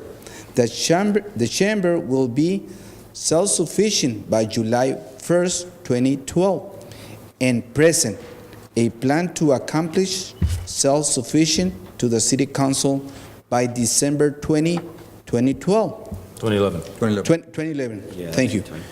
Okay, funding will be revisited in January 2011. 2012. Okay, so that's a mistake, right? Yeah. Okay. No, that's correct. No. That's correct. Are you sure? That's correct. 2012? It says 2011. It says, It says January 2011. 2012. Should be 12. right? Yeah, that's Should so that means it should be 12, right? Make a correction. Okay, we make a correction. If there's no further discussion, Mayor, I'd like a motion to approve. Okay, we have Second. we have a motion, we have a second. Let's call for the vote, please.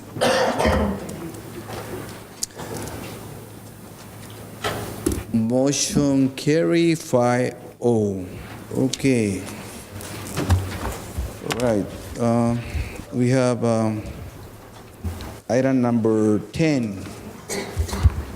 Approval of resolution creating a voluntary separation incentive program for eligible employees to help address the city's short and long-term budget shortfall.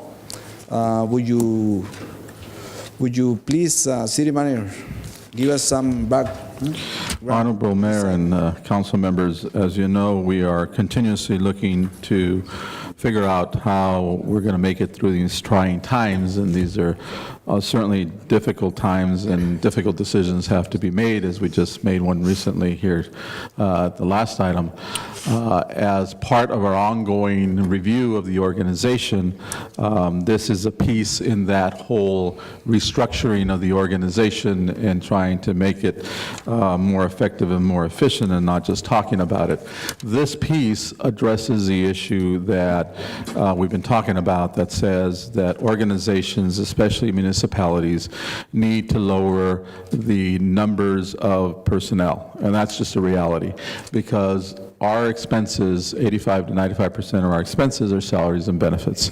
So it's very difficult to approach it from the standpoint that we're not going to buy police cars, we're not going to buy fire engines, we're not going to buy brooms for our janitors. Obviously, they need this equipment in order to do the job.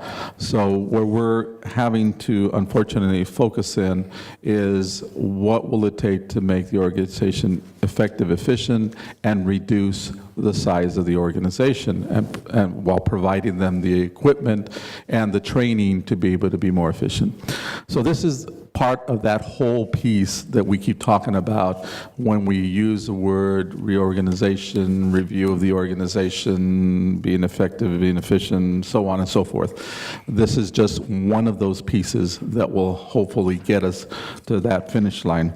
And what this piece does, it basically encourages people who are probably ready for retirement. Unfortunately, I'm not, but people who are ready for retirement, it provides an incentive for them to say, yes, you know, I was going to wait a year, but maybe it's time, and there's an incentive for them to leave the organization. Now, it doesn't call for that they have to retire on the organization either. It just simply says it's separation. It's a volunteer separation program. And the way the program works is that basically there's a time frame, I believe it's 3 weeks, for people to decide whether they want to apply for the program. Once the application is submitted, and we provided all this backup for you, once the application is submitted, then we have a week to tell the employees whether or not they are eligible for the program or not. Once the employee is found eligible, then they have a 45-day period to review the separation agreement.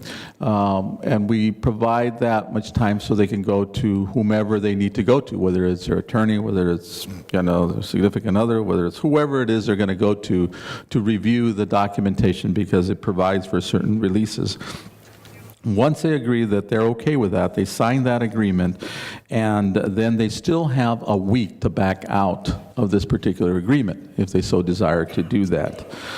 All of this accomplishes is that we provide the employee $5,000, and on the average, probably an employee with salaries and benefits are somewhere in the average of about $45,000 to $50,000. So what the trade-off is that yes, we provide $5,000 on the incentive program, but then we do not plan on hiring on that position, and therefore save the organization the first time around, first year $45,000, and thereafter $50,000. So this is a way to move forward with reducing our staff without having to lay off people. This is, again, an incentive program for people to consider leaving the organization if they're going to be leaving for whatever reason in the very near future. This allows us, like I said, not to go through layoff procedure, but hopefully lower our existing staff on a volunteer basis.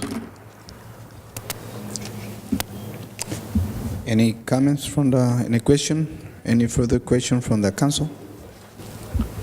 No?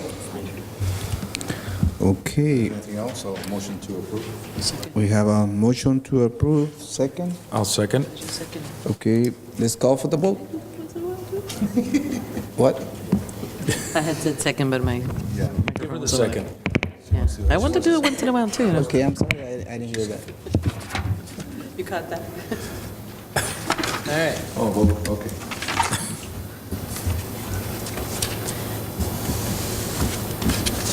Okay, motion carried, 5-0. Item number 11, discussion related to, number 1, moving the city general municipal election date from June to November. And item 2, changing the status of the city clerk and city treasurer from elected to appointed. Any, can you, Oscar Ruiz, can you give us? Sure. This will basically be a tag team presentation between myself and the city attorney.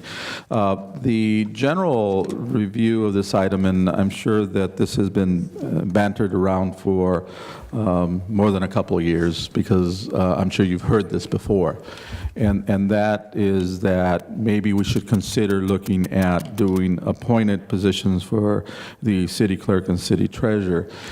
What's happened is, as we move along, more and more is required of the organization, and specifically in the city clerk's position, there is more and more requirements to make sure that you have the proper documentation, whether it be resolutions, whether it be ordinances, whether it be minutes. It's vital that we have those documents and that we have them up to date.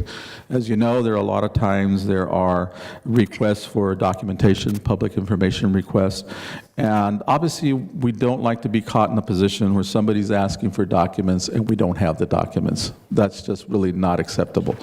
So as we move along, we need to have people that are full-time in the organization that can spend the time needed to make sure that these documents are proper. And some of the organizations and municipalities, what they're doing is they're moving towards appointed clerks and appointed treasurers. The position on the treasurers and the clerks had a lot of requirements in the past prior to Prop 13 and so on. A lot of those requirements have been shifted, whether they've been shifted to your city manager or they've been shifted to your finance director. So as another one of these pieces that we've talked about, just like the prior item, to try to get the organization in place where we are trying to make it more efficient, more effective, and cut our costs, this is another area that we wanted to bring before you for you to consider. On the issue of cost, obviously, if there's an appointed position and that position is currently within the organization, there are certain savings.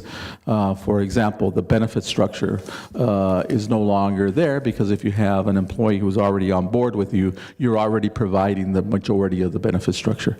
So there's no need to provide an additional benefit structure. So there is a savings from that standpoint. Obviously, from the other standpoint is the efficiency standpoint, and that is it's very difficult, and we understand this, it's very difficult when somebody is not permanent to be able to spend 8 to 9 hours with us every day. It's just very difficult, and we honestly cannot even require them because they're elected officials and they only respond to the public. So there's a couple of issues that we would like you to consider and debate and talk about so that we can decide whether this is another one of these pieces that we need to put in place in order to reach our goal, which is making it a more refined organization and truly guarding the taxpayers' monies. So again, we bring it before you because I know it's been talked about before. I certainly, during my career, it's probably, we've talked about it in other organizations also. The current makeup in the two major cities, El Centro and Brawley, is they have at least 2 people in their city clerk office, and we're trying to struggle with one, trying to retain one to do 8 hours a day in that particular position when they're not hauled off to do something else. So, again, it's difficult to look at these areas, but we need to look at all areas, and I think that's part of my primary job to you, is to look at all these areas and bring these issues up to you. If you so desire to move forward with this item, then it would have to go before the voters, because the voters obviously are the ones that have the final authority to decide whether or not this position changes from an elected position to an appointed position. On the second item, in reference to the timing on this, there are certain elections that are coming up. One election is April, one election is June, and another election is November of 2012. We have checked with the county to find out what the costs were if we were to place any of these items on the ballot in these different months. What they've told us is that if we place something on the April election at this time, there is nobody else scheduled to go on that election. And the costs are based on how many people are on the ballot, how many issues are on the ballot, and that's how they distribute the costs. So if we were to go on the April ballot for any of these, their estimate is that it would cost us $39,000 because right at this point we would be the sole organization on the ballot. June election has other people on it, so they've estimated that the cost on the June election would be about $18,000. And the November election is obviously the most popular because you have more people on that ballot. And in particular, in 2012, you're going to have a presidential election, so there's going to be more items on there. And so they're estimating the November ballot to cost us about $13,000. I'm going to turn it over to legal at this point to tell you about the issues in reference to when you place stuff on the ballot and what our concerns are, or concerns if you place both items on the ballot at once versus separating them out. So as the city manager pointed out, you have this elected city clerk and elected city treasurer. Their terms are set to expire in June 2012, just like the council members. Other cities that we've looked at that have made this change and put it to the voters have tried to hold the election about the issue of whether you change it from elected to appointed at a different election than when the terms of office are up, because then you'll have one ballot measure saying should they be elected or appointed, and the next ballot measure is whoever's running for those positions. So it's a cleaner approach to clarify the issue first before their terms of office are up. We have seen at least one city where they have combined, they've done them at the same election, and if that was the city council's choice, we would definitely try to draft some ballot language so that it is clear that if this changes from an elected to appointed position, whoever is quote unquote elected isn't elected because the position has been changed. And obviously anyone who came in to pull candidate documents for that, we would inform them, so this is on the same ballot, and if this one passes, your any supposed election that you've obtained from the voters would not be valid. So, and as the city manager mentioned, if the council were to keep their election in June with your terms of office as well as the city clerk and city treasurer, to try to do it before, we would have to go, to a spring ballot. We'd have to go to an April ballot, which tends to be the most expensive. So that's one option, is to keep your election in June, your general election in June, and go with the April option, which sounds like it's going to be the most expensive. I guess the second option would be to hold the question about whether they change from elected to appointed and the terms of office end and just do one election in June. Or, as the staff report discusses, the council has the ability to move your general election, which has been done in the past. You moved it from March to June.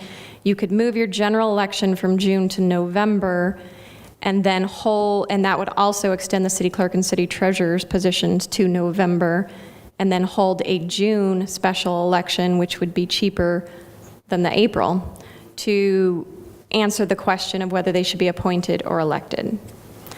So it is somewhat confusing, but the two issues relate to one another, and so we wanted to put them both before you so you could decide, do you want to move the general election date? I think that's kind of the first question. Well, actually, do you even want to put the issue before the voters on the city clerk and city treasurer positions? If you don't want to do that, then maybe there's not a need to move the election around. Anyhow, it's up to the council, your discretion about how you want to discuss this and if you want to move the elections at all and put that question to the ballot. We did have to bring this up now because if you do want to do a special election in April, we need to be getting the ballot documents together, submitting, council would have to approve it, and then it would need to go to the county. And so we needed to get this before you now so that you could be setting yourself up if you wanted to go to that April election for a special election for that ballot question. I have a question. What I thought about was 3 of my colleagues are up for reelection, or I think they're. If we were to change the date over to November, what happens to that period of time from June to November for their elected positions that should have been 4 years? Right. The elections code allows you to change the regular election date and to extend the terms of office of those people whose terms will be extended as long as it's not for more than a year. So this would still be less than a year as was done before when you when the previous city council moved it from March to June. And I did do a check, and it's not a conflict of interest for the 3 council members whose terms of office would be extended on this vote because the financial impact from a government agency does not qualify as a conflict of interest under state law. So there is no conflict of interest for the 3 council members whose terms would be extended if you took action on this. Just to put that out there too. And then a similar question to that would be, and I have to ask, would be, would there be a restructuring, a reorganization, as we always do in June? I think that... I mean, in July? In July. That would be, as far as I know, there's not an ordinance or resolution that requires restructuring at a certain date. So I think that issue would be up to the discretion of the council on what you want to do. Do you want to hold off and make your new reorganization occur in essentially December when the new council would be seated, if you're going to move it, or do you want to continue to do the July? I think that would be an issue up to your discretion. I don't know if I recall what happened. I think the same mayor stayed in office from, I'm trying to see who was here. I know John Runnison was on the council at the time. So I think the same mayor stayed in office, right, when they changed it from March to June. That was a shorter period of time, obviously, than what we're talking about now, but it's not a matter of state law when you do your reorganization. So the city clerk and the city treasurer would be appointed by city manager? The council can make that decision too. It can be, right now, the city council only appoints the city attorney and city manager. If you want to be able to appoint those positions, you could do that, or as with all other essentially department head positions, the city manager could have that authority. Of course, saying that we had the election, everything Right. Went along. And the city clerk would be a full-time position with benefits, and the city treasurer would be a full-time position with benefits? That's correct. And obviously, the one practical issue is that you would try to look at somebody in the organization that's already in the organization, because that's the only way you would really save on the cost. If you wanted to save the cost, that would be the benefit. You have somebody in the organization now who could qualify for it, and obviously, they would be full-time. They already have the benefits. Okay. All right. What does the city treasurer do now? What is the city treasurer's function? Is there a state requirement? I don't know of any. I don't know of any state law in it. I don't know if Judy is aware of. Yeah, that I'm aware of, there is no state requirement on any of that. Most of that has been transferred over to the finance director. The city treasurer is here. Do you want to come to the podium? Will you please? Do you want to come to the podium so you can talk? The council, they have some questions.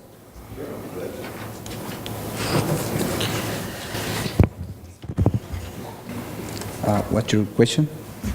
Oh, What the do function they do? about? What's the job description? What's the treasurer functions? Mr. Bill Hodge, he asked. My job is to oversee the receipts and disbursements and the funds of the city of Calexico. And that job is 99.9% done by Judy. So, I'm sorry, what was that? I didn't get that. Can you repeat that, please? My job is to oversee the receipts and disbursements of the city of Calexico and their cash funds. And that job is done 99.9% by Judy. Oh, So I don't really do anything. all right. Mr. City Manager, Anything else that I might do is when people come and tell me, I'll just say for the sake, so-and-so stealing money from the city, or so-and-so is doing this. And I'll follow up on it, check it out, and to this date, I haven't found any wrongdoings. And that used to happen quite a bit when I first became city treasurer. Past few years, nothing. okay. Mr. City Manager, if we appoint a city treasurer, will the functions change, especially if you're going to have them here for 8 hours a day? As Mr. Moreno stated, 99.9% of those functions are currently done by the finance director, so they will continue to be done by the finance director. She'll pick up that 0.1%. And we need that person 8 hours a day? I'm sorry? We already have that person. We already have that person. Consolidated with the finance director. I know that, yeah. Oh, it'll be, okay. Oh, I got you, okay. Any All right. more question from the So council? what Mr. Moreno's function is to be another set of eyes to the reports that Ms. Hashem puts out? Is that That's fair to another way I say? look at it. I'm independent from the city council. If you look at your backup information, they tell you they're planning. Having an appointed city treasurer would allow the city to select the individuals of its choosing, and they would be directly accountable to the city council. That means the city treasurer and the city clerk would be directly accountable to the city council. The city council has also the option of delegating the appointment authority to the city manager. In that case, the city clerk and city treasurer would be under the supervision of the city manager. And if you heard what Mr. Oscar told you right now, really by doing this, you are really, if you really look at it, eliminating the position of city clerk and city treasurer. You're in effect eliminating those positions. Maybe not in name, but you're eliminating them. They're going to be someplace with other employees here, but you're not going to really have those positions of city treasurer or city clerk. And the city clerk is responsible for the typing of the minutes, the swearing in of officers, the agenda. Could you give us information on what the city clerk does? All city documentation and making sure that they're up to speed, handling all the council work in reference to meetings. It's a fairly large job. Right. I mean, and if you want more, you can ask Erica. I know that she doesn't have enough time in 9 hours a day. Public records requests are also a huge function of the city clerk's office because citizens can come in and request documents. City has timelines to respond by. Lots of times these documents are voluminous. Okay. And so that's, one of those mandatory functions of the government that the city clerk must. And I've noticed that on all our legal documentation, there requires a city clerk's signature along with the mayor, along with the city attorney.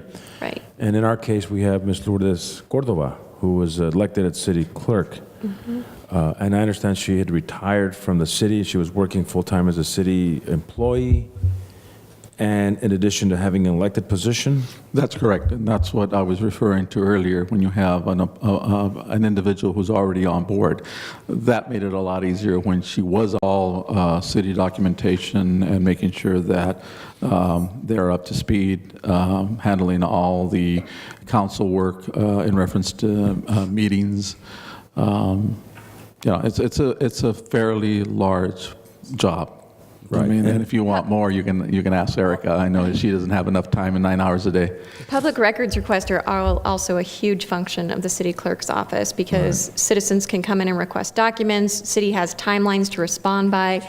Lots of times these documents are voluminous. Okay. And so that's, one of those mandatory functions of the government that the city clerk must. And I've noticed that on all our legal documentation, there requires a city clerk's signature along with the mayor, along with the city attorney. Right. And in our case, we have Ms. Lourdes Cordova, who was elected as city clerk. And I understand she had retired from the city. She was working full-time as a city employee, and in addition to having an elected position. That's correct, and that's what I was referring to earlier, when you have an individual who's already on board. That made it a lot easier when she was on board, because she was basically executive secretary / city clerk. So we had her on board all the time. So she could run for a city elected position and be an employee of the city at the same time? In a sense, that's what you're saying, right, Mr. Rodriguez? Yes. Would that be a conflict of interest? You want to answer that? No. I'm not sure. I'm not sure of the law on that, and obviously she was probably an elected city We've been clerk. doing it for years. I feel like we're playing Whose Line Is It? It's done now. This is Calexico. I know we had a retirement party for her and everything, and she was a great employee. But that's what I'm saying. I'm trying to get a better grasp of this whole situation. And I don't think the state elections code prohibit. I think there's only one or two things, felony convictions, something like that might be the only thing that stops an employee from running. So we never opened the precedent where a city employee could run for city council. But in this case, yes. State law is what determines the election requirements, so I don't think state law says you cannot, I don't think it prohibits city employees from running for council. They just haven't done it. Or for city clerk or city treasurer, right? Yeah, I think for council, Jennifer, maybe you can address this. Maybe the issue is incompatible positions. I think Ms. La Cuesta made a good point. Could you Clerk and repeat city that? council, oh yeah. Originally, Ms. Cordova was appointed, I believe, in the interim when the city clerk left and she took over the term, so that we wouldn't have to go to special election. And then since she was already doing the job and was familiar with it, she just ran out. Well, let's get back. So city clerk has a lot of responsibilities and duties. So do you feel that if that city clerk was appointed, then those responsibilities would be more fully met and carried out? Like having our minutes? Well, again, the advantage is that the appointment would hopefully be somebody appointed within the organization who has the skills to be able to do that, because now they're in the organization and they're working 8 to 9 hours a day. They're here more hours. Versus somebody who is elected and maybe has another job, and obviously they cannot come in for 8, 9 hours a day. Plus, it saves the city money. It does if it's already an employee, because they already have the benefit structure. Okay. Any more question? Because I had a question. No? Okay. Mr. Moreno, I believe I heard that you read some city ordinance, I believe. Those are city ordinance, what you're reading? A few... No, it's the backup that you have in the package. Oh, okay. Sounds good. I believe you said the city clerk and city treasurer are under the direction of city manager. Is that what you read? That's my question. I didn't get that part. If it becomes appointments, yes. Oh, okay. then they would be under the direction of okay. city council. Now I got it. Right now, we're independent. Okay.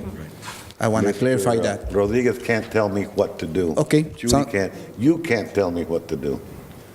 Oh, But I if do? it's an appointment, Only the then public. you can hire or fire. Not while he's elected. Okay. That's good that you clarified that. I believe, Mr. Horton, you have a... I had a slip there. Oh, okay. Yes, totally forget about that, but you remind me that's a good part. Yes, item 11. Thank you. Mr. Mayor, city councilman and woman, and staff. I just want to say this is my own opinion, has nothing to do with the economic development or anything to that point. I want to make sure that this disclosure is part of what I'm going to be saying. One of the things I want to start off with is democracy, democracy, democracy, by the people, and for the people. Those are some words that are the building stones of our country. Once we start giving up a certain amount of independence, and I see Mr. Moreno, he talks about in the beginning when he became city treasurer, there was a certain amount of, let's say, issues with the city in reference to financing.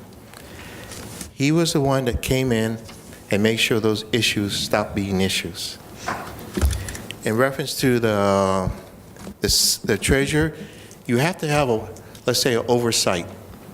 You have your, let's say, H committee. You have a finance committee to oversee certain functions of the city. One of those functions that, let's say, certain groups provide, Mr. Moreno took care of because he was independent. He could walk in and say, I want to see these files, because he was elected by the people. And one thing I really believe is that our elected officials are a mirror of our community and the people that live in the community. We elect these people. We elect them to serve for us, to do what's best for us, because we put trust in them by electing them to those positions. As for the city clerk, I believe this one thing: if a person isn't doing their job, every 4 years we have a chance to remove or retain these people, unless you have certain requirements that you only can serve a certain amount of time. But we have the requirement to remove them. And one of the things that I see in Calexico, and I see sometimes that I'm not too happy with in reference to the elections, is how we elect our officials. Sometimes we elect our officials not exactly by the people.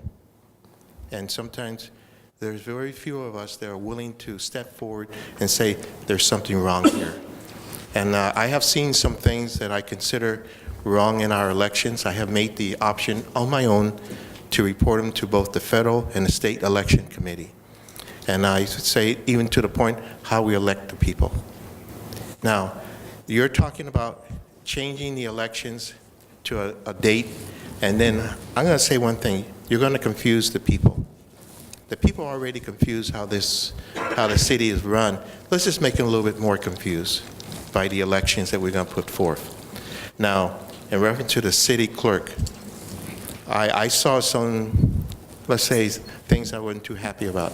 I look for a candidate that I'm hoping will run for the city clerk. If I'm not mistaken, do we have one deputy or two deputy city clerks? Two. We have two deputy clerks, and you're telling me with all this that goes on, and I'm sure you can go up to Sacramento. I had a friend of mine, we're sometimes, let's say, put in question how we delivered some of the information from this office of the city clerk. But we have two city clerks, and it still can't be done with two. Now, Oscar, you have a point? Yes, I would, if you permit me. Just want a clarification that the deputy city clerks are not full-time clerks. They pinch hit for the city clerk. So I just want to make that clarification. I realize they're not very limited time. They're not full-time, and our city councilmen are not full-time neither. Everybody works to make this a very good system. They do their very best. I'm not saying that two are better than one and one is better than two. What I'm saying is that it depends how you manage your resources and how you put the resources forth. Now, if you had a city clerk that would stand there and say, okay, we need to have this done, and manage their resources to the best that they can manage their resources, I think you would see something different here. Now, I'm saying, and if you want to say what I'm up here talking about, I have strong reservations about what we have talked about here, because the people, and I say the people of Calexico are going to give up, and we're going to help them to give up a certain amount of their transparency, their ability that their government can answer to what their needs are. And as a body, as this body is here, you were elected by the people to protect their interests. You're saying that they don't have the ability to elect or to put forth candidates, viable candidates that can do the job. Now, Mr. Reynolds says that Ms. Hash should do 99 point whatever the amount, the percentage was, but yet he has the independent. If there was ever a question And all due respect to Oscar, if there was ever a question of something in the financial area, who do we have to fall back on? Who do you have to fall back in that can come in and has the ability, Mr. Moreno, who is a CPA, I believe, that can look at things in an independent manner? You wouldn't. You have to go by what somebody tells you. I like to be able to do my research and be able to find out. And I'm sure you have seen, and all you have seen, I try to do my research when I'm putting something together. And Mr. Mayor, if I may interrupt you, Mr. Horton, but as I recall, when was the last time Ms. Cordova ran opposed as a city clerk? Can anybody remember the last time she ran, or she had an opposition for that position? City clerk. City clerk. I don't believe so, Mr. Hermosillo. I don't believe she has been run opposed with the last 4 elections. However, I have seen the city treasurer's position be with a pool of candidates of more than 2. Yeah. So maybe Mr. Horton has a point in leaving the city treasurer as an elected position, but maybe appointing the city clerk as an appointed position. Would that be a possibility? Yeah, they're both on their own, right? Right. This one, Yes. I believe this one entails a lot more complicated duties. It entails more complicated. In fact, I took the liberty to look and see what it entails. And what we do here in this city is not the norm in other cities in reference to the city clerk, the ones that are elected. I try to do my research. I don't have time. I didn't bring no background information. But, you know, sometimes the position, the city clerk, they are the custodian of the records of the city. They're the ones that make sure what we send out there is factual. And sometimes the information they send out, the minutes, whatever, there are some ways to even do it even better. Can I interrupt you one time? We have a county clerk, do we not, Mr. Rodriguez? Yes, we do. The county clerk works for the County of Imperial in a full-time position? They're elected. It's an elected position. I'll take that back. That's a county, I believe. That would be the county recorder, Mr. Yeah, that would be Mr. Chuck Story. But it's a full-time position. It's a full-time elected position. In fact, I went and had a meeting with him to discuss about what the clerk entails. And then he says, I don't want to be he said, she said, but there was some information he gave me in reference to the way things should be done. And the reason I did that, I have a potential candidate, and the person was doing their research to understand what the job entails, how you can make it better. You know, and I'm trying to say to you that there is ways to make things run smoothly. I believe that we have the opportunity to elect people, and I say this goes for this great body here, to elect people to be responsive to the needs of the people. And I say this government is for the people and by the people. And don't forget of the people. And of the people. Thank you very much, Mr. Horton, your argument about democracy, I respect. I like that. But in practicality, the demands of the city clerk on a practicality basis, someone that already out in the community has a full-time job, you still believe that they can meet those demands? Yes, sir. And I say that without any reservations. I say that exactly. And it can be done. I'd like to have the minutes. Well, one of your concerns is you mention things as if this council is going to make a decision. It would only make a decision if it goes to the voters. Your concern is you mentioned that the voters should have the right to decide. Well said. They are going to be, if this council decides to put it on the ballot, the voters are going to have the right to decide. And in reference to the voters, if you were to have all the voters to vote for it, that's great. And I hope I say this without any prejudice toward anybody that sits here or anybody sitting out in the viewers. But sometimes the way we vote for our candidates and the way we put the ballots out, and I don't want to be saying anything that might be, let's say, compromising, but we have a history where we turn our heads away, and there's possible voter fraud. And I have taken the liberty on my own initiative. I don't want to say that somebody put this forth for me, but I have made certain inquiries to the federal voting and the state in reference to how things are done here in Calexico. But this is on my own initiative. And I don't want to say that somebody put me up to it. I'm doing something, and I'm trying to be very careful with the way I word these things. The reason this item is before us today, I know personally I've been approached quite a bit from members of the community about this concern. And so the reason it's on our agenda today is because the community is approaching us, and because they're concerned about these circumstances of these two positions. And as Councilman Romero has indicated, the voters voted for us, and at this point, we have to make a decision if we're going to now place this issue in their hands to decide. But the reason it's here today is because we have been approached. And so the financial situation of our city is very different at this point. And because there is community concern, that's why we're discussing this today. And as he's saying, it's not going to be our choice. It's going to be our choice. Do we allow the city of Calexico, the residents of the city of Calexico, to make this decision today? Because they are the ones that are coming to us and approaching us. What you're saying about the issues with the way voting goes on in this city, it's kind of hard to make any comments about that. You have to. But that's our system, and because we're being approached with this question and this concern, it's only fair to then say, well, we need to then give it back to the city and allow them to make that decision.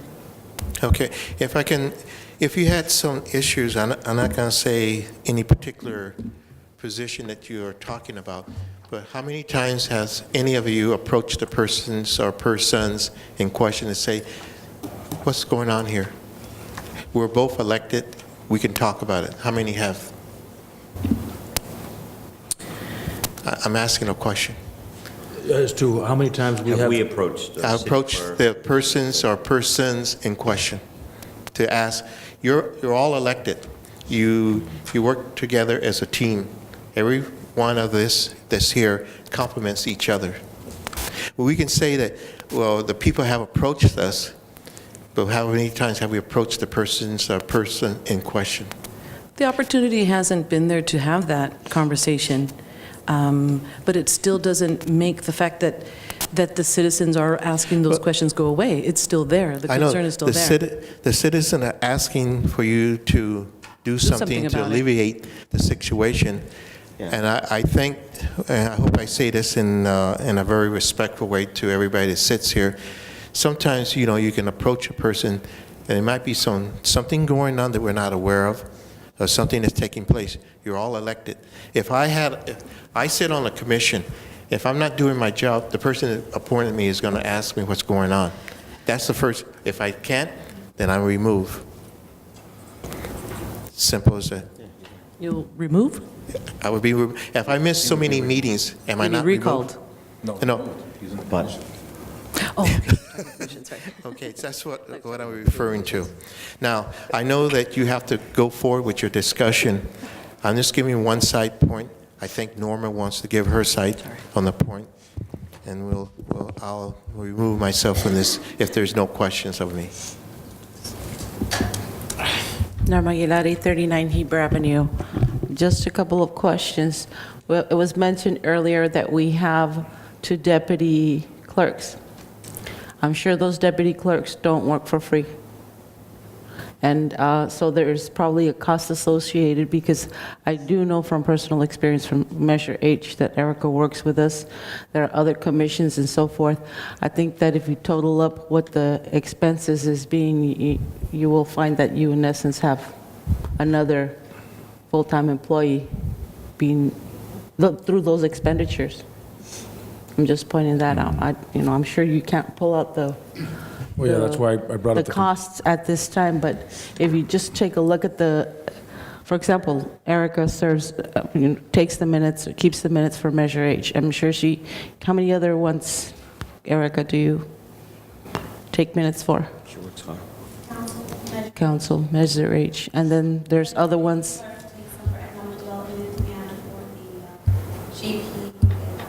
Okay, and that's just taking the minutes, then you factor in. However, we are not, our positions are not deputy clerks. That's correct. That's correct. And that's exactly, that was going to be my second point. That's on top of whatever duties are being done. So if the deputy clerks are handling minutes and Right, they're out of the job. producing those, then you're not being efficient about the job that they were hired to do. Oh, boy. Any comments by Mr. John Kim?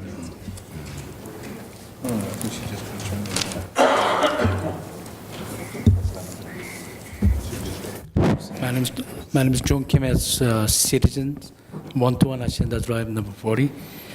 And Mr. Holton, he cheated me. And he already spoke a lot of things what I was going to speak.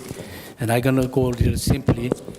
The democratic structure of us, the clerk and treasurer is supposedly independently that from the employee. So they are the one they can have an independent voice, independently check up. That's why we had elected the position to be in held that positions. And that position is give us a check and balance for the keeping our job transparency for the public and make sure it's not to go too bad. And cost factors to try to eliminate the position into the employments. That means management can manipulate all those positions, and we call for that. I was using at this one of the school board meeting that we put the man and woman put in the same room to make sure you don't have relations. So we cannot put that position into the city employees' positions. That we should be kept on the elected position. If really have desire to have some issues on that issues, public should become. But I believe that is the city council to try to make a recommendation to take that position away from the elected position. And the other one is try to hold the election to the November. I don't know what other people are going to say. Some people call me as a self-extension of the terms. What now? So what? It's a self-extension of the 5 month to the extent of their terms and the last terms. If really necessary to move from the June to the November, I have some issues. I understand the public's participation on the board. I understand that issues. But if that really issues, they really find the reason to move the June to the November, probably from the next elections, next position to when we elected, this position going to be end up by the November that they can elect in that time. And I believe the public perception is there. If they told me about that, I agree with it. Thank you. Mr. Kim. Yes. Are you in agreement with Mr. Horton? And I will admit that I've been negligent. I think that's a very valid point about this. Elected officials should confer or approach other elected officials. Of course, the other elected officials that we've been talking about are independent, so they don't have to listen to us. And then we have to wait 4 more years to correct the problem. But that is the democratic process. So are you in agreement with that point with Mr. Horton? Yes, and also I believe the elected position, they did not attend the meeting several times. or they're not doing their duty, I believe they have some disqualification in their positions. But the reality Even is the we city have to school wait board, 4 I believe years. they have some that kind of a position too. But we So do they- have to wait 4 years, but so be it. Not, they That's- don't have. They're not necessarily wait for years. I believe that the law is stating that the absence of the persons are continuously absent. I don't know They if that have a applies way to to eliminating their positions. Oh, okay. Well, I don't know if that applies to city clerk or city treasurer. The other thing is we're making some very valid points about democracy. In the backup here from our staff, a point of democracy was democracy is equated to a larger amount of participation. What do you feel about that argument? If we move the elections to November, of course, with the school board election and there's some other elections, the initiatives, state initiatives, that would definitely bring more people out, and therefore we would have more democratic participation. But if I heard you right, you're against changing the election date, sir? Well, I understand the concept of like what Mr. Haji was saying, as the November election, more people participating on that. I agree with it.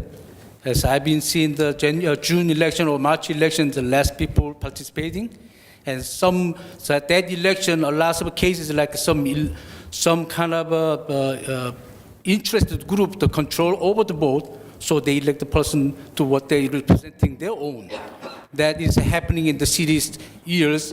So the city council meeting election mostly is more affected by some political group or some group to control over the elections than the November vote. So I agree with you, Mr. Hodge.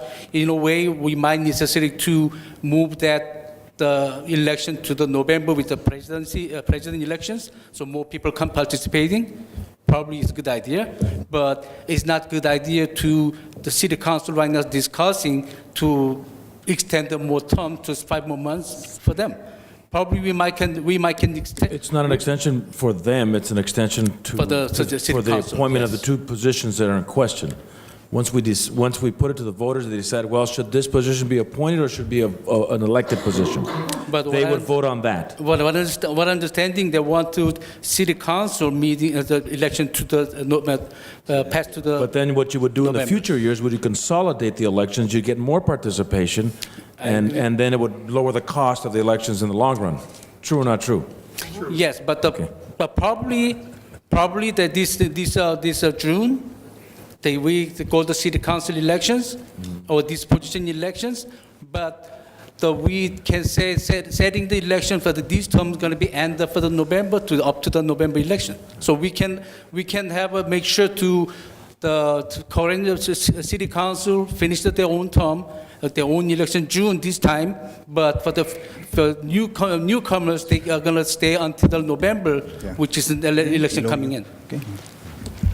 I think I got 3 minutes on my. Okay, thank you, Mr. John King. Thank you. Thank you for that.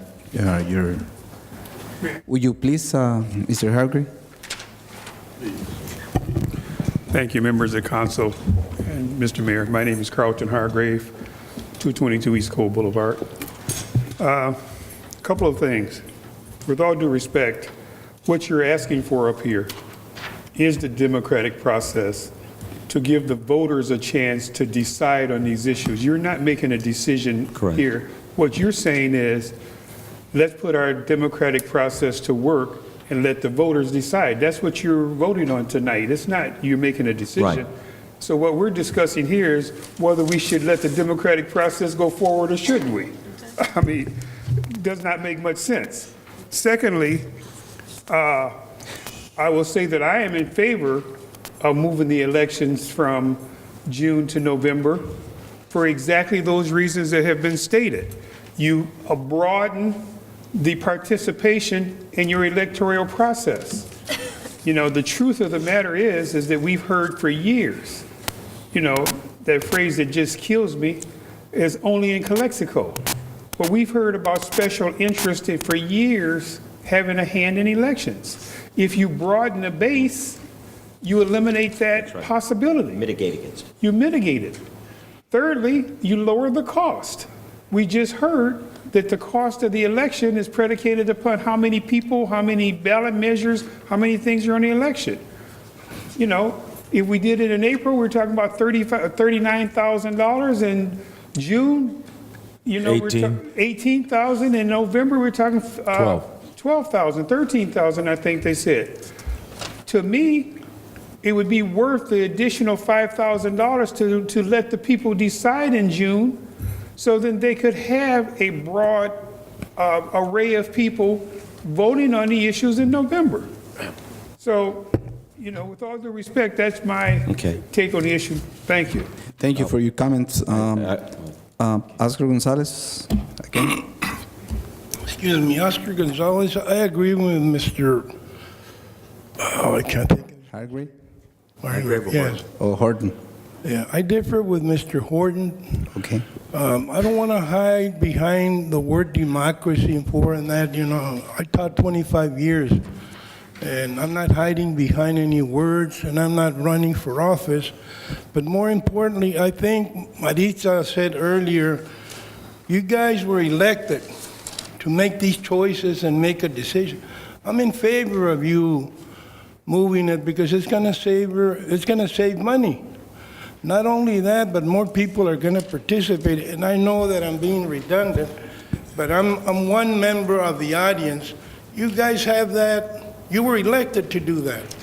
I want to remind you historically that Jim Black, even Emerson was a clerk. They were the city clerks. And then he became a city administrator. But Jim Black did that work. So you may want to consider, but it's up to the people, though. It's not going to be up to the council. What you're doing is just basically voting to move it. Yes. So I'm going to be quiet by that, and I hope you do vote. 5-0. Thank you. Okay. Thank you, sir. I'm in a real mood to be very democratic. Is there anyone that has good arguments for I believe Mr. keeping Castro it is running the meeting, Mr. I'm sorry. I get so excited. Okay, last question to Mr. Moreno. And how often do you stop by the city, by the finance department, and ask for questions regarding any? Very infrequently. So that's meaning in a year, how often? I mean, Maybe once a month. once a month. Okay. Okay. Thank you, sir. And also, I have a question to Mr. City Manager. And what is the cost if we decide to have a special election? I mean, a special election for city clerk and the treasurer in April. What's is that? The approximate cost is $39,000. Compared to? How much? I'm sorry. $39,000 compared to 39,000. compared to June would be 18, and I believe the number we got for November was 13. Oh, okay. Thank you. I don't have any further question. Any So, further question by the council? Yes, sir. So if we were going to move forward on this and looking at the consensus out there, I think people are in favor of a November election. Would it be wise to look at June and November rather than April and June? Yes. Or April? Yes. Okay.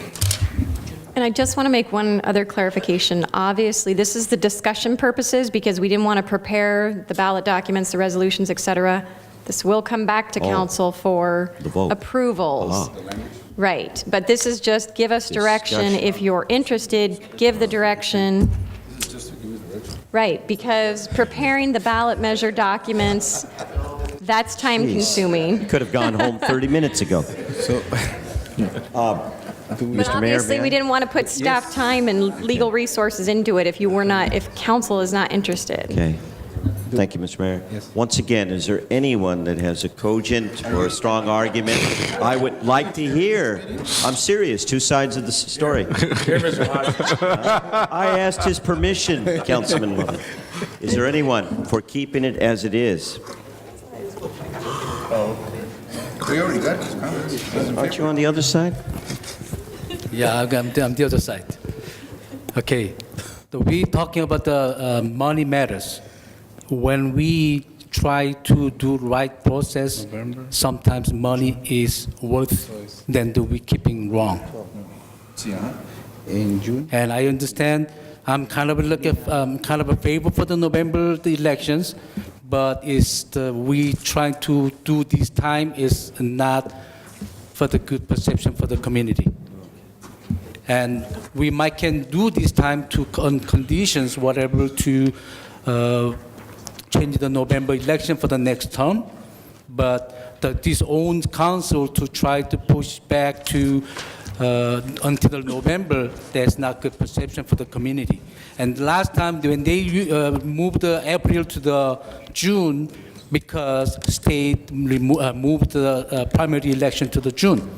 They have a reason, they have people understandable. The state legislators also run in April, but they moved it to June, so they voted on moving it to June. Yes, but now we, the city council, now want to move the June to the November. That For a consolidation.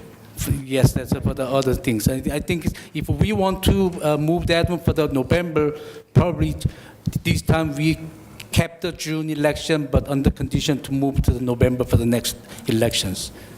Okay. And also, again, we talk about the money as a position, separating the position of the clerk and treasurer. Money matters. I think Ms. Aguilar was pointed. We already have a deputy the clerk there, and that position, the financial and the people, the clerk job, treasurers and the clerk job, it should be separate from the management or administrations. It should kept away from that to make sure we have independent voice for the checking and balance. Thank you. Thank you, Mr. Kim. There's what's Mr. Lopez? Mr. Lopez. Eduardo Lopez, 1167 Obeliscos. Well, I've been sitting back there debating on whether I should say anything or not, and earlier when this whole debate started, our city attorney said that it was appropriate for, or it was no conflict of interest for our 3 city council men who are going to be running for election or re-election in June to extend their term for 5 months. Maybe there is no conflict of interest, but I don't really believe it's appropriate for them to extend their term for 5 months. The appropriate thing would be if to change the election to November is a great idea. It'll save money. But I tend to agree with Mr. Kim that it would be appropriate for them to change the election to November, hold the normal election in June for the 3 city councilmen, and their term will end the following November, 4 years, 5 months later, which would be the appropriate thing to do. That way, the people voting today would not have any benefit from making that decision. And making the decision to change it to November, the 3 city councilmen will have a benefit from it, thus, in my opinion, creating a conflict of interest. So obviously, like I say, the attorney says there is no conflict of interest, but I don't think it's appropriate. And I just wanted to make that point, and I hope you guys think about that before you vote. Thank you. Any questions? Thank you. Where did you go to law school? No. T.C. Worthy School of Hard Knocks. All right. Any questions? Thank you. Okay. Mayor, Any further question? Mayor, after this 2-hour dialogue on this issue, if I understood correctly, this is only to give direction to staff to put the language together. That is correct. We wanted to obviously make sure we didn't spend a lot of staff time and legal time if you weren't in favor of doing anything with it. Now, by giving this direction, then this will come before the council, obviously with sufficient time to inform the public that this is being considered. That's correct. That's correct? Now, I hear what you said, Mr. Lopez, and as well as what you said, Mr. Kim, and everybody else. Putting the language together is very different, and where you're making a decision today on what's going to be done. So for myself, I do favor for the language to be put together, and then consider that when the language is put together. There are some content in it that was mentioned by those who were in favor and who are against, but we can make that decision then. We don't have to make it today. So that's my motion, to go ahead and give direction to staff. I'll second it. Would it be with the June election for the city treasurer, city clerk? Yes, June election, Okay. And then moving the general election to November? that is correct. Okay. Just to put the language together. This is not going before the people yet. Not yet. Okay, so what is the desire for this council? Motion made, and it was Motion? second. We have a motion by Councilman, Mayor Pro Tem, and second by Moreno. Please. On both items, Did you want to make 1 and a 2. comment? 1 and 2. We're ready to vote. Okay, let's call for the vote.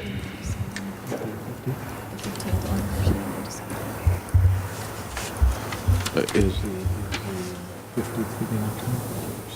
Bill? Bill? It's up there. Yes or no? Here? Oh, okay. Thank you, sir. I know, you're not used to seeing it. Okay, motion carry for, For both items, 1 and 2. Let's just put the language together, that's all it is. Mayor, motion. if we may, we'd like to set that meeting for December 1st. Gives us enough time to prepare it, and that way, if you are confronted by anybody in the public saying, when is it coming up, we can tell them it's going to be December 1st. 6th, I'm sorry, my birthday, December 6th. The first meeting in December, December 6th. Okay, so motion carry for 1. Okay, we have next item, item 11, general comment by city council member. Future, and also, will any council member like to make any comments before we adjourn this meeting? I'm going to start to my left, Bill Hodge, Councilman Bill Hodge. It's nothing new, just reminders of last time that we can inquire about the possibilities of town hall meetings. And again, moving forward on city recognition of city employees' service and retirement. That's all. Just want to put it on record. Thank you, Councilman Bill Hodge. Councilman Moreno? Yes, Mr. Mayor, I'd like information. We had a meeting a few weeks, I think within a month ago, it was a planning meeting with the Planning Commission and the City Council. I'd like to see if we can work closer with them. We have the Cesar Chavez corridor, which I understand is up for widening and infrastructure improvement. Perhaps maybe open to the public what they'd want to see down in those commercial areas and those industrial areas, and what we look forward to with the expansion of the port of entry, even though, you know, it's not final, but I think it's something we need to plan. What's going to happen to those city properties that are out there, those baseball diamonds? What do we want to see? Do we want to see a gasoline alley? Do we want to see other kinds of development? Kind of, go along with the lines of Mr. Hodge with the town hall, okay? Also, I'd like to find out about the ranch market status. I know we had a meeting with them about a year ago to see if anything is developed. Also, there was the earthquake with $28 million in the FEMA reimbursements, and a status update on how we've come along with that. CalEMA and FEMA reimbursements. I know that Boxer came earlier this year to talk about the $20 million, and I haven't seen. I know that I asked for it, Romero asked for it, and we still haven't got a final. Yeah, we'll give you a report on that. We're actually finalizing the issue, which will be back to you at the next meeting, the issue of settlement with our insurance company before CalEMA and the rest of them step in. So. And finally, there's an item regarding temporary use permits with regard to tent sales with motor vehicles. I'd like to revisit that. I'm not too comfortable with it. We have these tent sales that motor vehicles or dealerships come into Calexico, and they cut in the sales of our already established car dealerships. Just find out if that is something that we want to look at, review, and edit the policy. I get a gypsy tactics when these people come into town and they just leave right away. So those 4 items, if you will, Mr. City Manager. Okay, Councilwoman Marisol Hurtado, do you have any future agenda or any comments? I just wanted to ask, do we have a date for the sports summit? We have a recreation commission meeting tomorrow. Okay. Oh, okay. Looking forward to that. 5:30, right? 5:30 tomorrow here. And Thank you. you. Okay, Mayor Pro Tem, do you have any comments or future agenda item? Yes, I'd like to now start saying, there's been some people that have left deposits for the city planning to put together or follow-ups. If there could be a report shared of everyone that has made a deposit and that whatever the deposit was for, that the purpose of that deposit has not been completed. You understand? So status on the deposits. Yes, of projects that have not been closed. I received, let me see here. Oh, yes. I'll steal a comment from Councilman Hodge. I was approached by a citizen. Of a concerned citizen. Was it enjoyable? Maintain the distance. Sorry. And I'll read what was furnished to me. The probe article in today's AV Press, which was on October 11th of this year, reminded me of a subject I've wanted to raise with your council for a long time. I'm guessing there are upwards of 10,000 improperly registered vehicles in Calexico. The police chief might be able to give you a better estimate. Okay, now I won't ask you for that right now. I'm informed that an average of $100 per vehicle of auto registration fees goes to local government, divided equally between city and county. Presumably, once properly registered, those vehicles will continue to generate that amount of income to the city every year with little further effort. The CHP has primary responsibility in this regard, and the county shares the revenue equally with the city. So it seems like a joint effort could be organized to enforce the registration law. More than revenue is at stake. There is a public interest in knowing who, typo here by this person, whose car belongs to who in case of an accident or involuntary towing or citations for parking violations. Then there's a fairness issue. Frankly, when I see neighbors with Escalades, F-250s, Silverados, and other vehicles that I for one can't afford, getting a free ride by having out-of-state plates. I do see vehicles, mostly commercial, displaying dual plates, indicating that they are obeying the law and paying their registration fees in both jurisdictions. It must annoy them also that they have to compete with so many scofflaws. Scofflaws? S-C-O-F-F-L-A-W-S. As a probe answer notes, vehicles must be registered here if the owner is a resident or works here or receives any state services. This applies to vehicles that are merely garaged over here too, if memory serves me. It seems ingrained in Calexico's culture that the rules don't apply to cars with Mexican plates, or Arizona, or to people assigned to work at the port of entry. I had a former member of your council, who shall remain nameless, tell me it was okay to have your vehicles registered in Mexicali if you own a business here, and that the family did this throughout the years that they were growing up. Not so. You can bet there will be resistance from many drivers whose vehicles are registered to their Mexicali employers or who do deny they reside here or deny the vehicles in garage in Calexico more than occasionally. I don't propose that we be punitive, just issue a fix-it ticket that won't cost the driver any fine, so long as they get the vehicle properly registered. Or they can set the ticket for hearing and tell a story to the judge if they claim none of the above criteria applies. I just wanted to share that. Also, there's been concerns regarding the downtown, regarding maintenance. City Manager, I understand that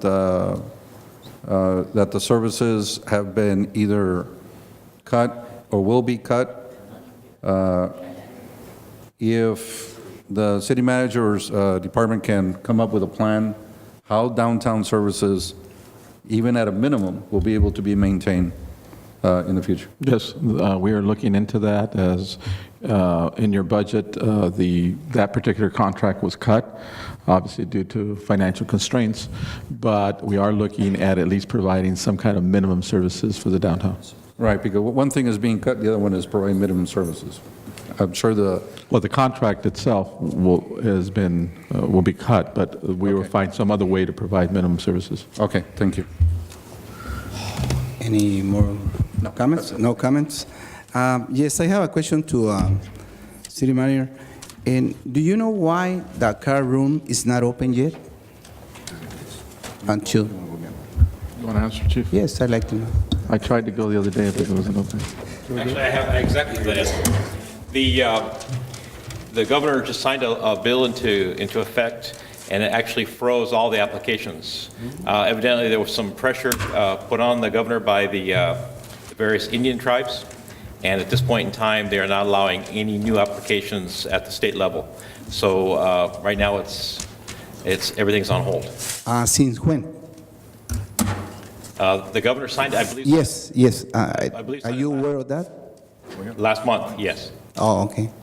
So I didn't get the date. I mean, the governments, I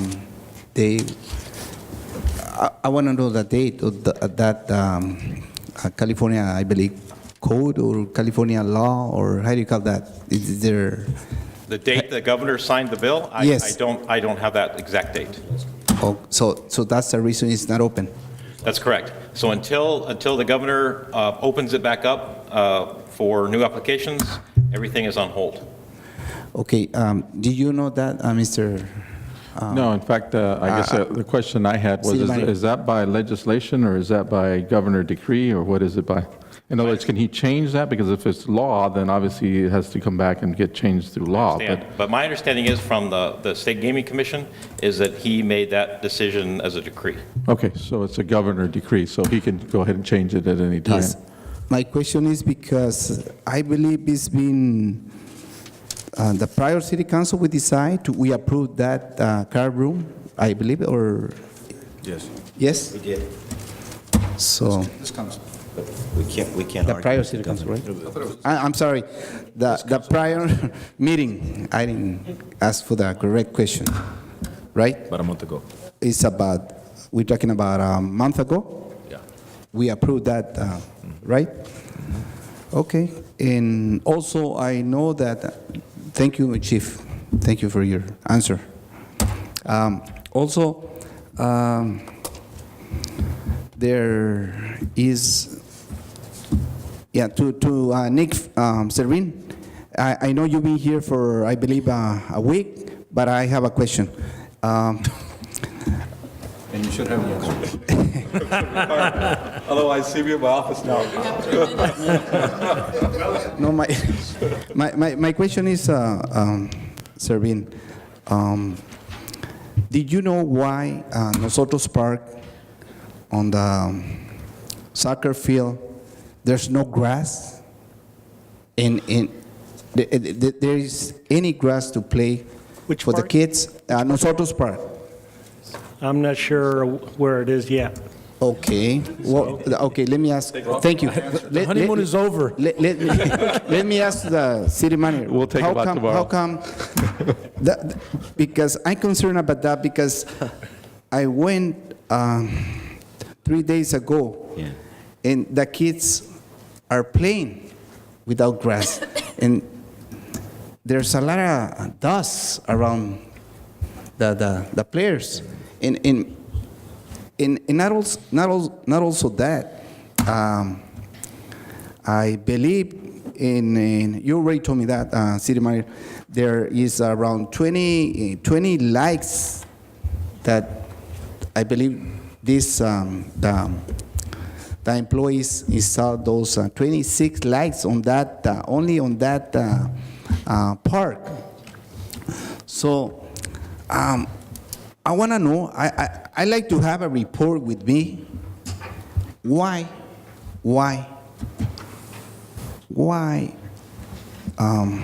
the park was totally Neglected. No grass. neglected.